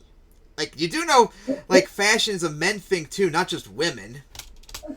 He doesn't. And that's not what I'm here to do, is to criticize. Yes, you are. Because it ain't even their goddamn fault. It's not their fucking fault that they're as feminine as they are right now, man. Like, it's a result of a whole bunch of shit, man. But one variable in that has influenced it is the attack on masculinity. What attack on masculinity? The feminist movement and those from society. Well, yeah, they're, like I said, radical feminists that hate men are misandrous, but they're still a very small vocal minority of feminists. Most feminists don't hate men. And also, not only do they not hate men, most feminists actually point out toxic masculinity, like the stuff you're talking about. So in a lot of ways, they're pro men too. That want to dismantle the patriarchy, a society that's built for men, right? In order to dismantle that, you need to dismantle men, which means dismantle masculinity. Now, feminists do use the destroy the patriarchy crap a lot of times. Really cringe, like in like the Western world, because the West is not like as patriarchal as like the Middle East, East Asia, and all of them. They're definitely usually patriarchal and misogynistic in a lot of ways. But there are some things in Western culture that still the patriarchy is in power. Especially when you make fun of or say like men can't be emotional. That is part of the patriarchy. Yep, absolutely. Man, everything that is manly is bad, and everything that is feminine is soft. Generalizing. Yes. There's the more generalizations you get there, the less people actually think about, actually say them. There is no attack on masculinity, and there's no promotion of femininity either. It's just a personal choice you individually could make. Because guess what? People like hardcore, like anti-feminists and right-wingers, they're against men and women too not being what they want to be. As directly influence where man sit today. On top of everything else, man, like lack of testosterone, lack of, you know what I mean? And all this shit is fresh in my mind. I just did. You're blaming the de-effemination of, the demasculization of men on low testosterone count. There's three reasons. That now it actually is true. Like testosterone levels in men, I think in America have gone low, and sperm count too. Like in the last several decades. But there's that's more due to environmental pollution. There's three reasons why. Because I've looked this up over the years. There's three reasons why. One, pollution, and not like climate change necessarily, just like pollution, like factories and stuff emitting pollutants in the air. Yeah, that's bad for you. And just not, and if you think like low testosterone sperm count's bad, air pollution kills millions of people around the world each year. Just think about that. That's how bad it is. That's one reason. Two, diet. People, like me too, I'm guilty as well. Most people, well not most, a lot of people, especially in America, and I'm sure men too, eat terrible things and have terrible diets that lead to them being obese. Like 2/3 of Americans are overweight in some form. That is really bad for like reproductive health. And also, that's also true for women too. And also, if you're malnourished, same thing as too. Being overweight or malnourished is bad for reproductive health, so it's diet as well. And the third thing is also because of sedentary lifestyle. Because like up to like a few decades ago, what did like most men do pretty much like throughout their like adult life? Either like go to war or do like work, like heavy like physical work in some regards. So what does that mean? They are physically active compared to now. Like me. Although I do go on the bike every day, I've put like an hour and 30 minutes on the bike so far today. But other than that, I usually sit on my ass all day playing video games and making videos. I don't go to war. I don't do like hardcore physical activity like men historically would used to do. So because of that, that also hurts. Because that's where testosterone gets to become stronger, when you're physically active. So those are the three reasons why testosterone and sperm count's low. Pollution, diet, and sedentary lifestyle. Did a whole reaction to that Bill Mayer video that he did, you know, attacking men as well, and I'll post that here. I'm waiting for him to mention soy boys at some point. Oh yeah. Alright, man, because like Will Smith is a good example of where your life could go if you continue to live in this feminine space. You need to grab. He's a very successful movie actor, for crying out loud, who has millions and possibly billions of net worth. Not what he means, though. Like, he's probably more of a representation of masculinity than being effeminate, for God's sake. And we still haven't even gotten to the slap yet. Toxic Masculinity is thinking he has to defend his wife's honor and smack Chris Rock, the comedian. Holy yo shit. Chris Rock did a very good job and just took it like a champ. Yeah, that was so funny, but oh man, I remember that slap. Jeez, that was just slapped me. Will Smith just smacked the shit out of me. It sounds easier said than done, but it's really not though. You gotta get out your own fucking way. And to fix all this shit, bro, you need to know your worth. And to feel worthy, you need to get up off your ass and goddamn create, make yourself valuable in this goddamn society where you control your own destiny. And it don't even matter what the fuck anybody else is doing, because you need. But what if men don't want to do that? Does that make them less of a man? No. Just like if a woman does not want to be like a stay-at-home mom and stuff like that, does that make them less of a woman? No. You know your shit, you know your worth. You know what I mean? I don't know. That kind of me saying that kind of contradicts the whole Will Smith thing, because he's very valuable. Somehow he was able to get goddamn brainwashed by this goddamn demon Queen Cersei face ass Jada. Ooh, that's pretty loaded. Oh my goodness. I missed that. Oh, you didn't see what he called Will Smith's wife? He's very valuable. Listen to this. He was able to get goddamn brainwashed by this goddamn demon Queen Cersei face ass Jada Pinkett Smith. I don't know what's going on particularly with Will Smith, man. Like, maybe he's just a lost cause with this. But either way, it does show you what this lack of masculinity in a man could result into. So Will Smith's less of a man because of his wife? That's a weird argument. Jeez. If anything, I would say he's less of a man because he slapped Chris Rock, which is actual toxic masculinity, protecting your woman's honor from a joke. That's more of toxic masculinity.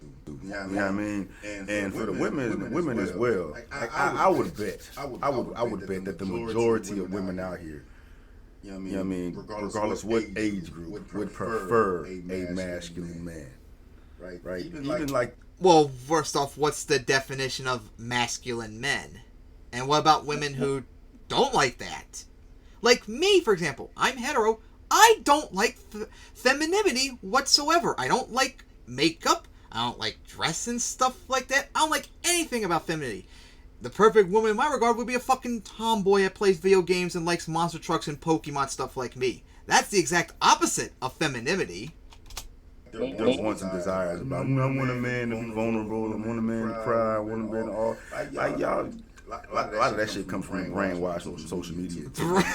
Brainwashing for women having preferences. Yeah, because no woman could reasonably want men that are vulnerable and willing to talk about their emotions. Dude, that's just toxic masculinity again. Again, toxic masculinity. What the fuck, dude? Stop promoting toxic masculinity, you piece of shit. It may sound good to you initially, but I mean, you got a man like that. You got a man like that. You're not gonna feel safe. You're not gonna respect him. So once again, another toxic masculinity trope that us men have to protect women. Ugh. Misogynistic and misandrous. Why is it my job as a man to protect women? No, it's not my job. That's the woman's job. And also, why are the women so vulnerable that they need protection? How about they don't? A lot of times they can also defend themselves, which we should encourage as well. No. I'm not responsible to protect women because I'm a man. Fuck that. You're gonna get fucking dry. You're not gonna be attracted to him like at all.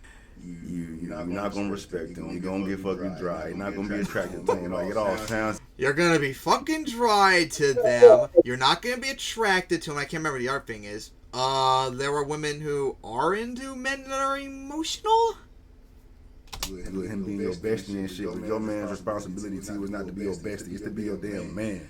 And your provider, your security, your respect, your rock. You supposed to. Oh my god, more toxic masculinity again. The men are providers. No! It's the family that decides who is the provider. No! It's not just the man's responsibility. That's just misandrous and toxic masculinity again. To make you feel better. And with that, like, a man doesn't need to show all this. There's levels of emotion with every man, and everybody ain't gonna see it directly from my perspective. I understand that, but just in those cases where a man doesn't cry or isn't as sympathetic or isn't as vulnerable as you need him to be, that's because he ain't you and you ain't him. Women live in emotion, men live in rationality. Rationality. Yes. Women live in the emotional realm. Men live in the rational realm. Do you really think there are men? Do you have any idea how men are when it comes to sex? Do you see how emotional men are come to sex? Like Harry, remember? Yeah. Men go fucking insane emotionally thinking about fucking all the time. What are you talking about? And women can't think rationally. They only can think with their emotions. Again, misogynistic and misandrous. There are emotional men. There are rational women. There are men and women that are rational. I mean, both. There are rational men and emotional women. Both things apply. There could be men and women that are irrational, non-emotional, emotion, or both. In this fucking hard space, man. You trying to make a fucking man or woman, and look what that results to. You know what I mean? The fucking soft man epidemic, where literally women are not turned on by these men. Men are not even seeking these women. You know what I mean? It's just gonna be fucking alpha ass women with the most alpha ass men, and these alpha ass women are trying to get out alpha by these alpha ass men. Like, all these 95% of the other men just a lost cause, just walking around with their skirts and eyeliner room. You know what I mean? My head hurts hearing this. I wanna nip this whole goddamn toxic masculinity shit in the butt. Like, you promote toxic masculinity. It's a lie. It's not true. There's no such thing as toxic masculinity, and if it is, there's a certain toxic everything. But specifically with toxic masculinity, they only came up with that shit to get rid of the fucking manly man. That's it. Yeah, sure. Because now you want a fucking masculine man. You know what I mean? Not every woman wants that. With that being what about gay women that don't want men whatsoever?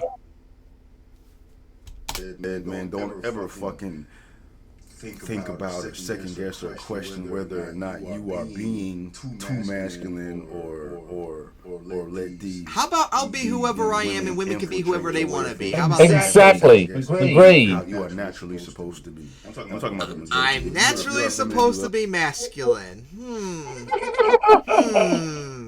Let me see. Does that mean if by certain people's definition of masculine, does that mean I have the right to? I don't know. Beat my wife up if they don't fuck me and rape them?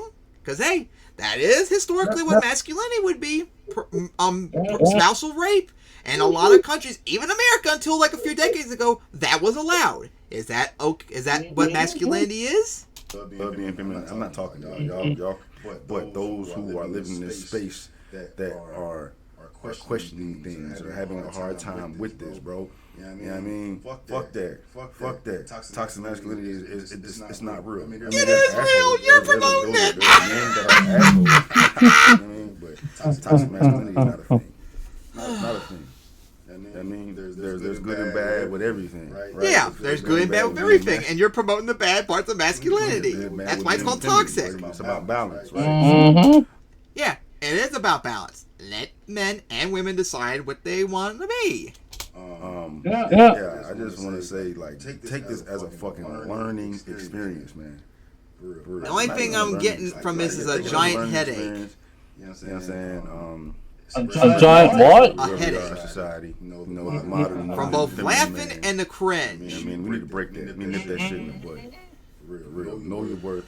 Make yourself valuable. Get off your ass. Handle the shit. Be a man. You know what I mean? Be a fucking man. Here's some better advice. You be whoever you want to be. If you want to not be a masculine man, that's your choice. If you want to not be a feminine woman, that's your choice too. If you do want to be a masculine man or feminine woman, that's your choice. You can be whatever you want. So yeah, what you gotta say about that cringe? Oh jeez, that was bad.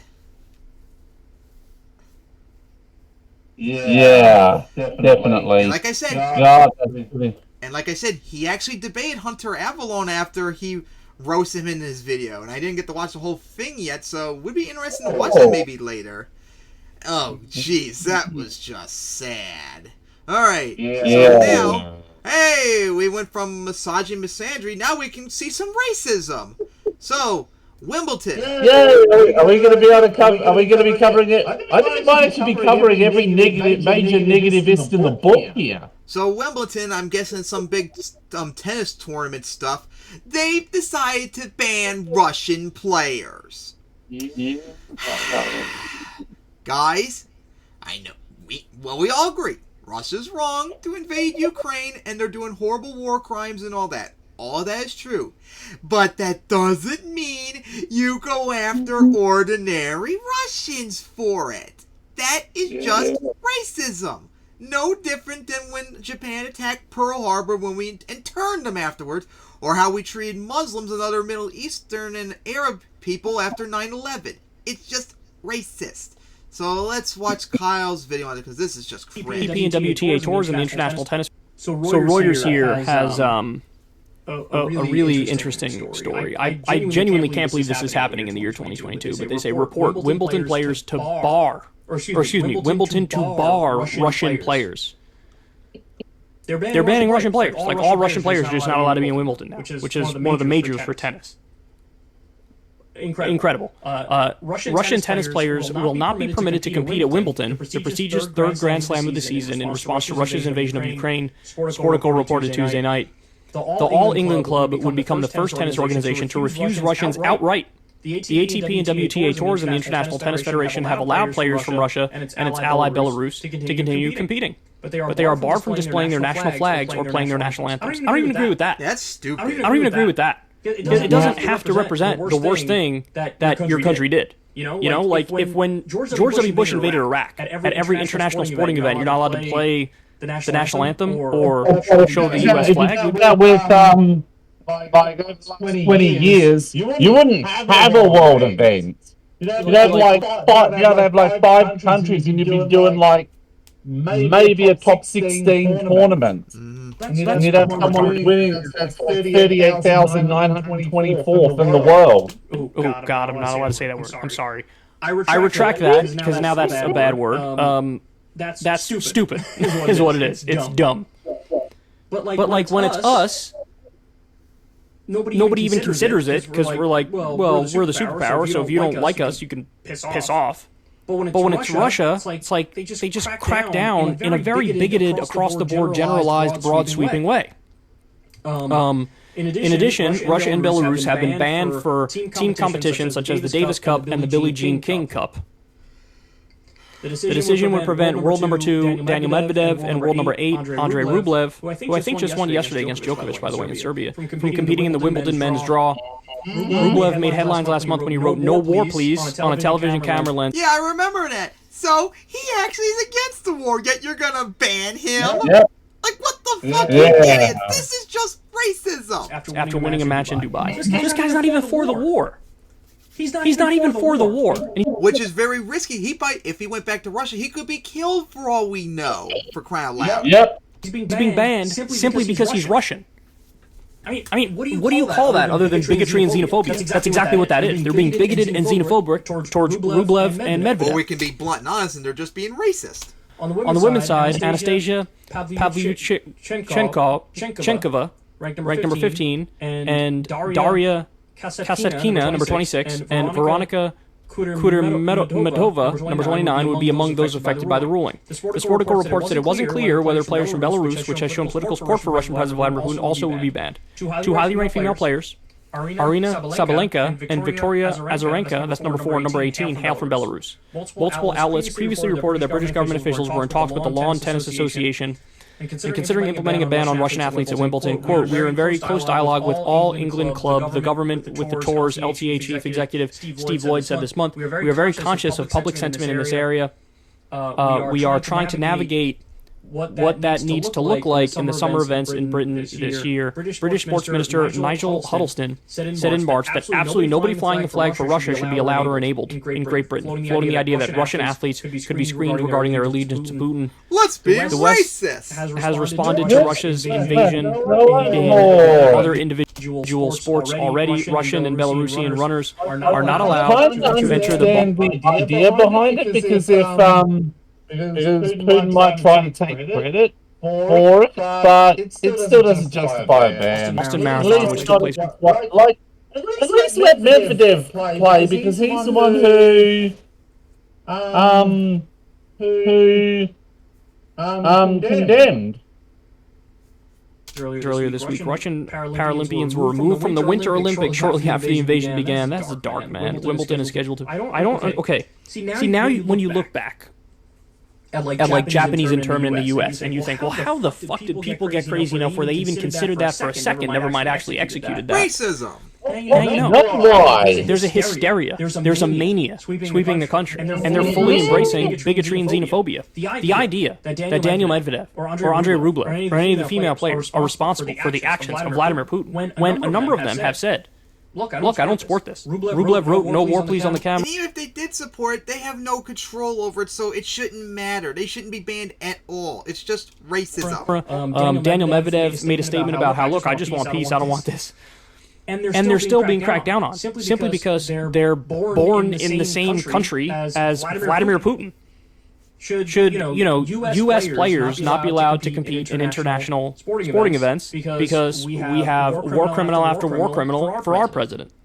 Is that what we should do? The Iraq War, the Afghanistan War, the drone war, the assassination of the top Iranian commander under Trump, Biden's multi-billion-dollar sanctions against Afghanistan, which are leading to starving babies. Yeah, that is a war crime. It doesn't make sense. I would support targeted sanctions against the people who did the actual crimes, both on the Russian side and on the U.S. side. But you don't go after regular people, man. That makes absolutely no sense. It is just dumb, bigoted, xenophobic thinking. It's sloppy thinking. It's guilty enough. You're the same ethnicity. Guilty enough. I'm going to hold you accountable for it, even though you had nothing to do with it. That's like, if somebody commits a crime, do you go after their son or their daughter? You say, you know what, well, we're going to give you... Unfortunately, there are cultures that actually do think that, sadly, especially in the Muslim world. Do a couple days in jail. No, people be like, that's the dumbest thing I've ever heard. They didn't commit the crime. But when it comes to war, somehow the rules are different. Somehow we do punish family members. Somehow we do punish people who are just from the same country. I mean, it's truly amazing to me. The year's 2022. We've learned absolutely nothing over the years. Nothing.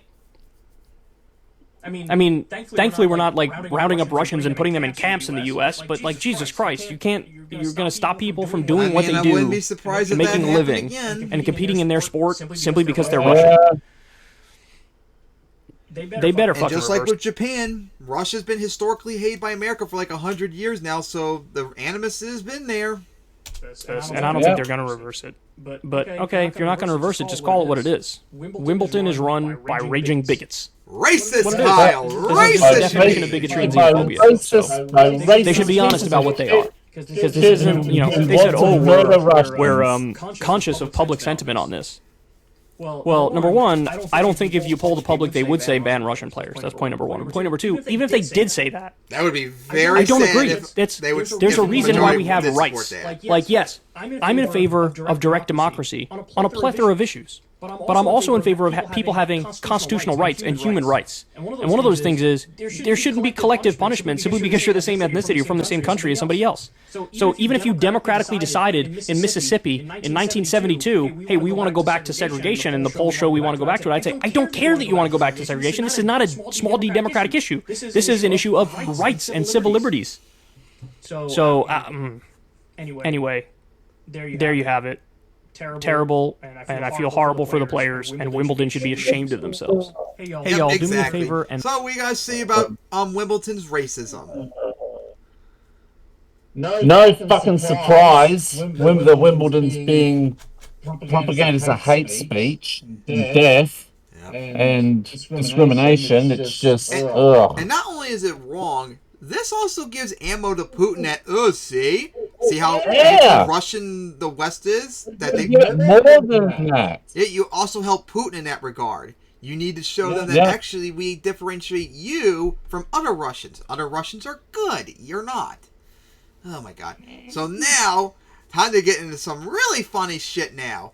So, as we mentioned earlier about, we actually talked about this some time ago, about Biden possibly canceling some student loan debt. It actually came up again recently that he actually might do that again. A little bit, though, not the full amount that it needs to be. I don't think he ever will. But, he's just keep at most he'll just keep deferring it for like another, at least until post midterms. But anyways, the concern about that maybe happen has scared Fox News so much that they've gone apeshit over it, especially Greg Gutfeld. As he would said, I'd go to war to prevent it. So let's see what you mean by Gutfeld. All right, guys, so here we are looking at a Mediaite article. Gutfeld says he'd go to war to prevent student loan debt forgiveness. Quote, you're paying for it. So let's take a look at this. Do you know the fastest growing cable media network in America? Kyle with the ad. Let's see if we can skip it forward. Student debt, more parents are debating if college is worth the enormous cost. More than half of graduates over the age of 25 don't actually work in the field of study they got a degree in. And while people pay buckets of money for the campus experience, they're getting nearly nothing in return. A new report says 25% of grads. My understanding is, based on the bulk of the studies, is that's actually not true. That over the course of a lifetime, you make significantly more money if you have gone to college than if you don't. So maybe you don't see up front those benefits, especially if you get so far in debt and then you get out and you got to pay off the debt. But everything I've seen on it is it does pay off in the long run to have a college degree. Now they're trying to say a new study says the opposite or whatever. At the same time, too, we still need to make the economy step how it was historically, where if you don't have a college degree, you could still be fine. At least get like minimum wage or a step or two below minimum wage. So Greg, is college worth it? And here's you have a study that says so many of the grads don't work in their fields of study. I don't think that's necessarily the issue. By the way, like what do Republicans want? These media figures, the Republican politicians, and what does the establishment want? They want obedient workers. As somebody famously once said, they want somebody who's smart enough to work the machine, but like not smart enough to question why they have to do it. Something like that. I butchered that massively, but I'm paraphrasing. You guys get the gist of it. That's what they want. They want obedient workers. So this idea of like, hey, if you don't go to college, it's cool. Do you even really need it?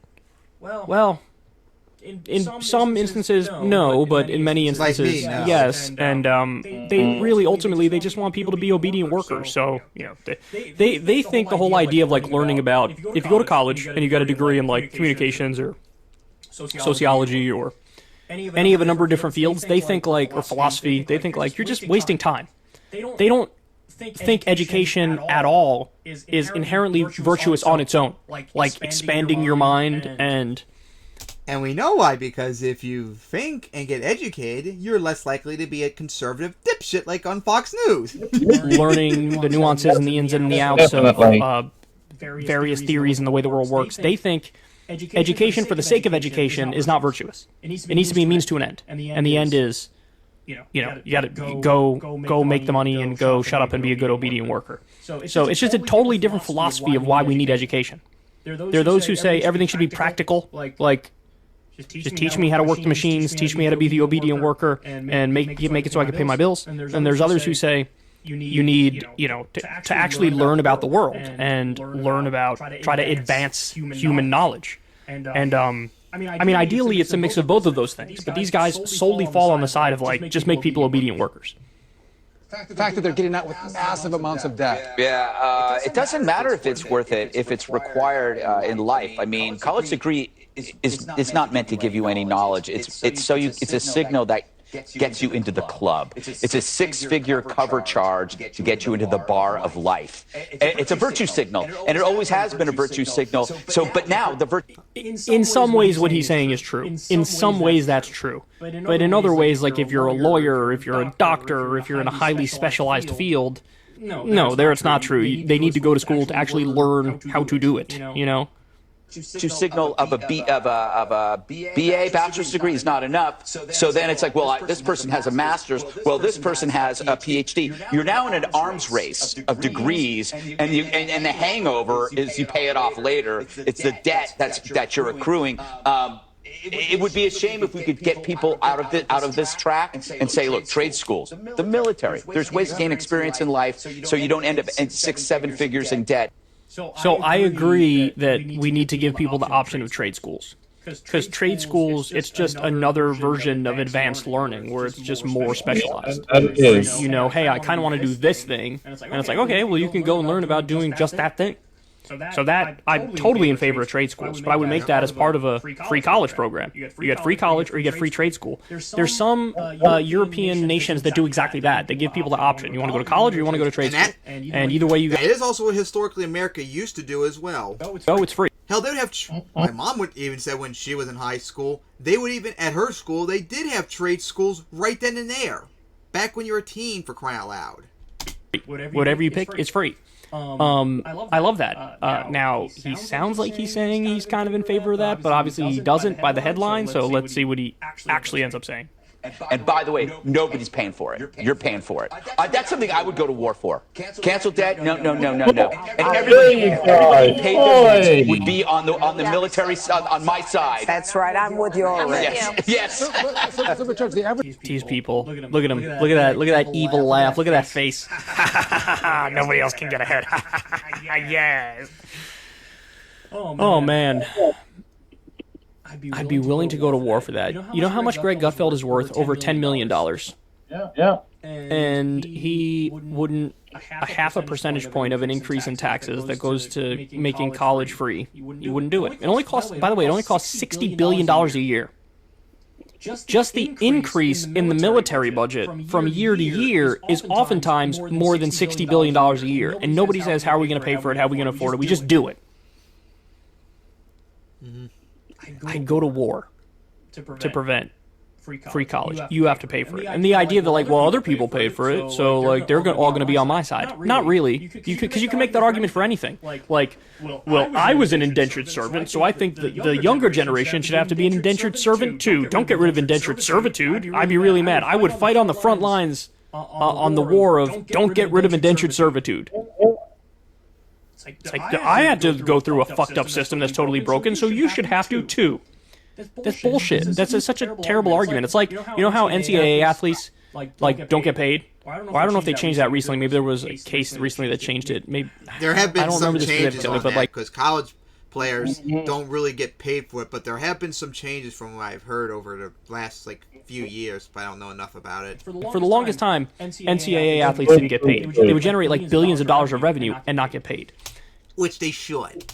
Could you imagine being an NCAA student 5 years ago, being a great basketball player or whatever, and you don't get paid? And then now they finally try to address it and change it, and you're like, well, I don't want these kids to get paid now because I didn't get paid. Hey, no, that would just be you're being a dick. Made. Like, I had to suffer through an unjust, broken, stupid system, so you have to too. You can use that argument if you're 1955 and you're black in Mississippi. Like, I had to live through segregation, so you should have to do it too. Why should we desegregate?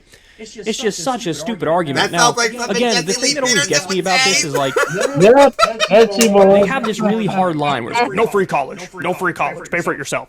But they never apply that logic objectively. So they never come out there and say, I really don't think we should have free high school. I really don't think we should have free middle school or elementary school. Why am I having to pay for that? I'm not going to the school. Let me not pay for that. What the hell? They don't say that. Because they grandfather in all the progress we've already made. So it's like, yeah, well, of course we're going to do that because it's the right thing to do. But it's not the right thing to do for college. By the way, a college degree nowadays is like what a high school degree used to be. You used to be able to get out of high school and then get a decent job that pays well. Yeah, we even covered a long time ago, back in the 50s, how much you'd make as a high school graduate would be, I think it was on average, Americans in the 50s made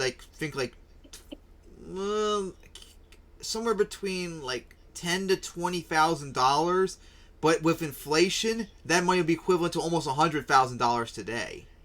Just think about that, guys. A high school education getting you up to $100,000 worth of money in value? Impossible now. Now you can't really do that. And so we're just like... And that's what the thing is. It needs to be that option for people that don't have a high school, college education. Basically keeping up with inflation in a sense if we were to make college free. But he's completely against it. He's ruthlessly against it. I don't know how to explain to these people that you should want to create a society that genuinely gives everybody equal opportunity. Like, I'm not talking about equality of outcome. I'm talking about equal opportunity. Yeah. How do you give people equal opportunity? Never do. People the basics, just the basics. Hey, if we're going to have 100-yard dash, let's all start at don't accept anything that will help the average person. 0-yard line. Don't let somebody start at the 85-yard line, somebody start at the negative 15-yard line. That doesn't make sense. That's stupid. That's unfair. That's unjust. People should have a roof over their head, should have some food in their belly, should have the opportunity to go to school, get a full education, and then go out there in the real world and really have a chance of making it. Because right now, when you're in debt 100 grand or more, and you go out there in the real world, I mean... That is sort of like a new form of indentured servitude, isn't it? And he likes that. He supports it. Why? Because it doesn't bother him either way. I mean, he's worth over $10 million. He's good. He's chilling. He's fine. But he wants everybody else to have to suffer. It's just infuriating, man. $1.7 trillion worth of student loan debt, holding back an entire generation. And he's laughing and giggling at the fact that, I would go to war to prevent that from being eliminated.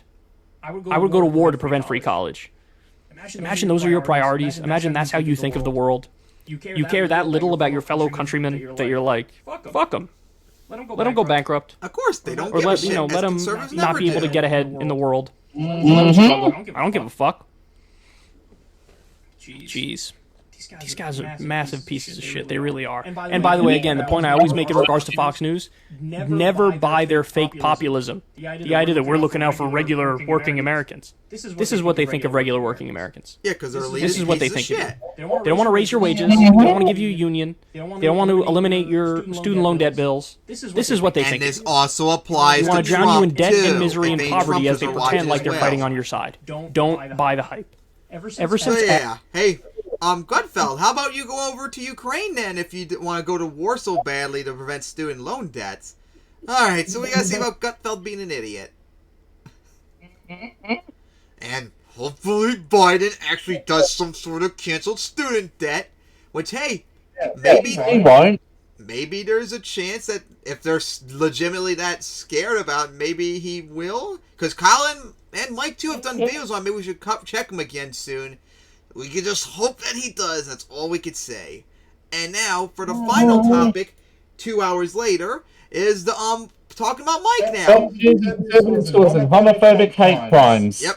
Because, as we all know, in the last few months, as we even covered it too, conservatives in Fox News have done a massive anti-gay, onslaught about they're grooming your kids, that don't say gay bills and all that. And of course, it's a new NPC response to everything and everyone. And of course, because of that, anti-gay violence, harassment, and all that stuff has gone up. And you gotta thank them for that, so watch this. It is absolutely true that the GOP has to hyper-focus on culture war issues because they don't have any real policies that would impact the lives of Americans in a material way. So they try to distract you with these... Honestly, I think if Bernie was in power right now, these last few years, and did everything right to make the economy, but I'm sure Fox News would still be crying about this shit and people would still be sucking it up as always. Wedges and culture war issues that actually don't change the day-to-day lives of most Americans. And I say most Americans because I feel as if saying that this is just all culture war, it's technically true, but it feels like an oversimplification because it doesn't just impact the culture. what impacts the culture does have an impact on people's lives in a concrete way. So when, the GOP and Fox News, for example, spend weeks over and over again talking about how LGBTQ plus people are predators and groomers, sure, that's a culture war issue. Which, funny enough, I was thinking about we should cover maybe next week. I can't remember his name, but one of Fox News' reporters literally, Kyle covered too, I think Kyle and Mike have covered it, literally admitted that he popped, on purpose, deflated the tires of his wife's car so he could meet her and hang out and all that. Really creepy stuff. Really creepy. It's a distraction, but it's more than just, we think gay people are icky again as a society because Republicans are telling me what to think. No, it actually affects people's lives in a very, very direct way. For the worse. Case in point, Robbie Pierce, a parent, took to Twitter to explain what happened to him following Fox News' hate campaign. Well, that didn't take long. We decided to take a trip on Amtrak with the kids for spring break. 9 hours into a pleasant ride, a man was suddenly standing next to me, shouting across me at my 6-year-old son. Remember what I told you. They stole you. They're pedophiles. I stood between the stranger and my son, whose life has already been so hard, who carries traumas larger than his whole small, fierce frame.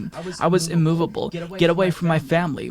Family? That's not a family. You're rapists. You steal black and Asian kids. My son and 5-year-old daughter were both now openly crying, petrified. He yelled right at them, unmoved. These guys aren't natural. Homosexuals are an abomination. They steal and rape kids. It was suddenly no longer an absurd, abstract attack in an online comment section or a distant legislative session. These horrors were being screamed at my sweet, bewildered son, whose worked so hard to process his grief and control his feelings, who only wants love and safety. I grabbed the kids and moved them to another car, while my ferocious husband went into Papa Bear mode and shouted the man away from us. Eventually, the conductor arrived, and the man lost his focus on us. Now let's just pause right there for a moment. So this man is accosting this family, minding their own business, because he was riled up by Fox News. Riled up by basically nonstop coverage with messaging like this. Grooming. Groomer. Grooming. Groomers. Groomer in chief.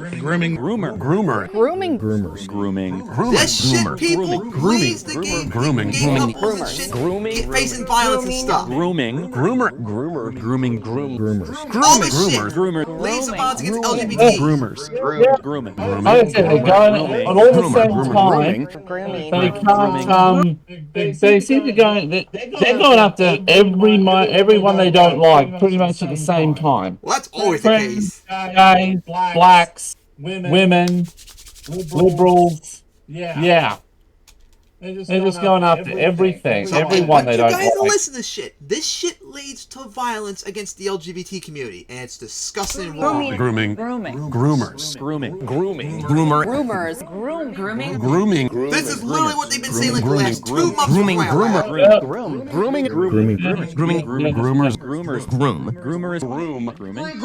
Groomers. Groom. Pro-pedophile media fully backs this pro-grooming position.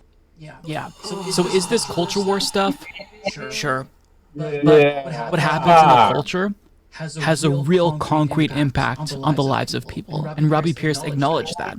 He went on to say, we all know where that comes from. So thanks to Fox and Murdoch, J.K. Rowling and Marjorie Taylor Greene, to the senators and priests and everyone else who harms kids and thinks it's political. Yeah, J.K. Rowling, she's a turf, but I don't think she has anything wrong with gays specifically. That's a little weird to bring her up, but she still is a piece of shit regardless. Politically expedient to project onto gentle families like mine to stir up their lucrative culture war. I asked my son if he'd seen the man before. He said the man had confronted him when we let him go to the bathroom alone, which he'd been so proud to do at first. Remember you guys accused trans people of stalking people in the bathrooms years ago?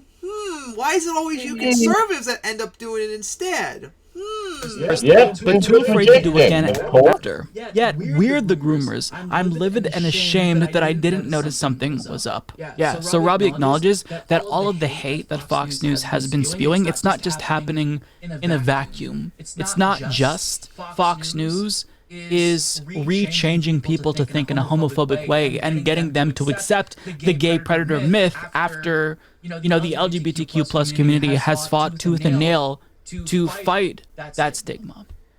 This has real-world consequences. And to be very clear, it's not like all of a sudden gay families are being accosted because of Fox News. This was a thing that had always happened. Yeah, this thing has always been around, and thankfully the majority of Americans don't like this. That's a good thing. It's just going to get worse because of the culture war. Matt Levides gives us some more context. I don't know about it getting worse, because the approval of gay rights just keep going up and up and up each year, but this is still just unacceptable. In an NBC News article, Pierce and Broverman said this was not the first time their family has had hate directed at them in public. They said that sometimes strangers will taunt them with the F word and other homophobic slurs. Broverman also recalled an episode where a driver rolled down his window and asked the pair's children, "Did they kidnap you?" But Pierce and Broverman described this latest incident as more aggressive and egregious than past instances, adding that it was the first time a verbal attack came laced with talking points from right-wing media and legislators.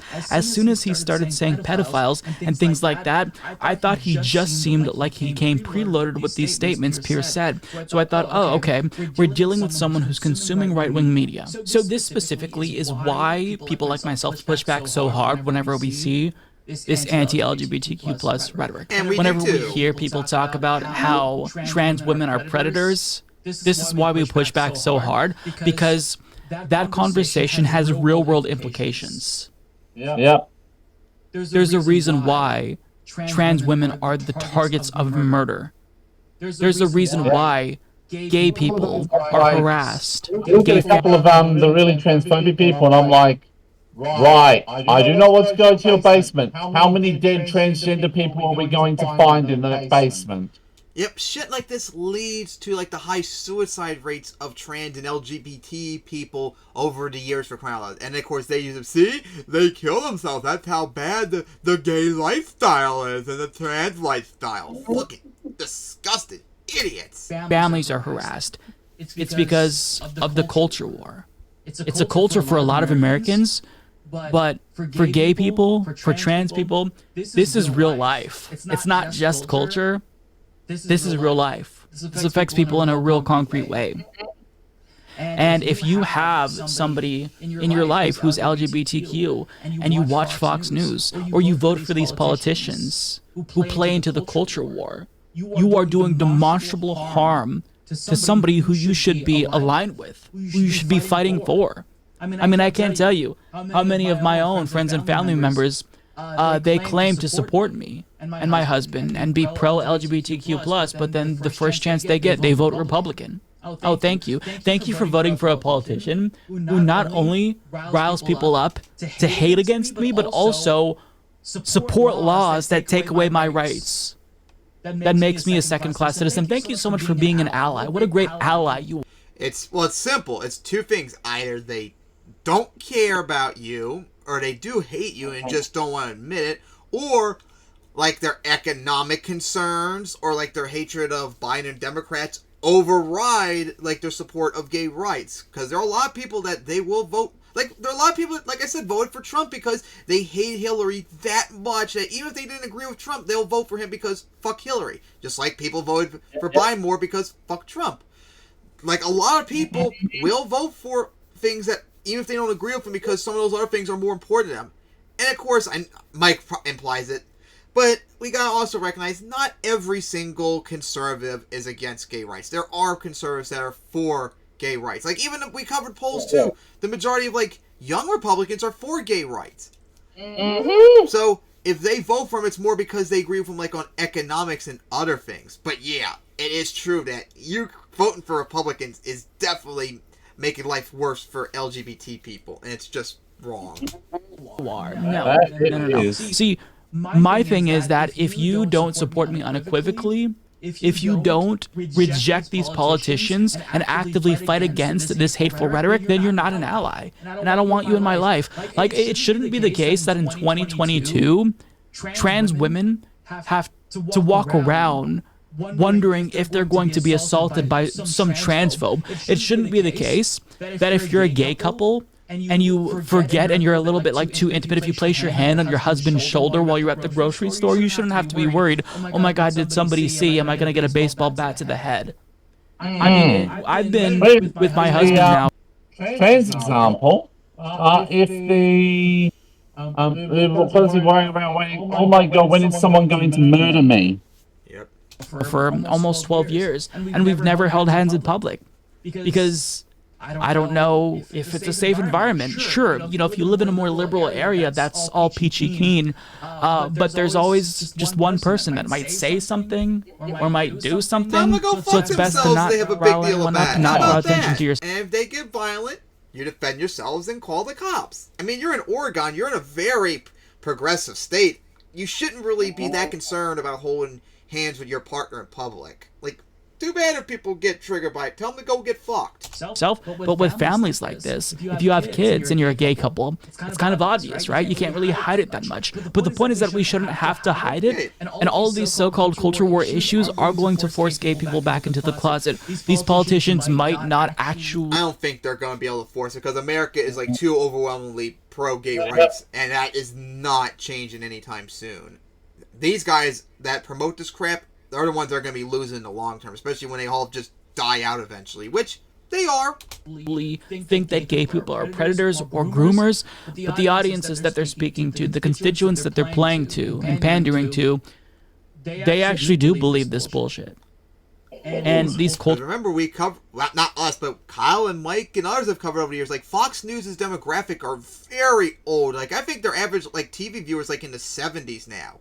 They're not going to be around for much longer, and their homophobia is going to go with them. Culture war issues make life hell. It's not just culture war. It's real life. So, you know, this is the result, and I wouldn't be surprised if more gay families are accosted like this. Probably many are and just don't speak up because they don't want to draw attention to themselves. I'm sure that Robbie, just by mentioning this, is the target of right-wingers who are pointing him out, saying, hey, this person who accosted them is actually a brave truth-teller who's looking out for children. Which, of course, they have made that really argument. gross. I've seen on Twitter. And as a gay person, I can't not hate anyone who has contributed to this hate campaign or supports, either directly or indirectly, any politician or propagandist who's contributing to this hate campaign. Fuck you if you support this. Hell yeah, 100% indeed. So, what do you guys say about that? Fox News, of course, and other conservatives leading to homophobia against LGBT. And oh my God! Oh no, this fucking Christ! Oh no! This is a video I want to cover in the next episode. I just saw when the video loaded up. Blair White on Fox going after trans again. Oh God, we gotta cover that. That's so sad. Transphobic fucking cunts in the fucking world. Careful, she'll probably call you sexist for saying that. Deliberately misgender. Oh yeah, so we gotta say about Fox News being a piece of shit against gay people. No surprise. Considering that the demographics are dying, they're just pushing it harder and harder to cause as much damage as they possibly can before they die off. Yeah, like I guess maybe I'm a little bit more naive on this. I'm probably more optimistic about this than Mike, because especially since he's more invested in this since he is gay. But I don't think like America is going to become like homophobic. It's not. They're like gay marriage, for example, is like overwhelmingly supported in like almost every single state. So even if the Supreme Court does like the worst thing and like overrides the rule, and almost all states are going to just legalize on the state level. Most Americans are against this crap. Like eventually homophobes and like Fox News are just going to die out eventually. And that's why I think in the future, like the Republicans will eventually just become libertarian, because that's the demographics that are coming up. This is basically like the last, kind of like how like Putin is invading Ukraine, because this was like the last chance they were able to do, because the demographics of Russia, like of people around like our age and younger, like so small that they wouldn't have really much like manpower to be able to fight this war if they did wait later. Yeah. So like Fox and homophobes are eventually just gonna die out and be irrelevant, obscure as they deserve to be. All right, so finally, 2 hours and 17 minutes later, we are finally done with this episode.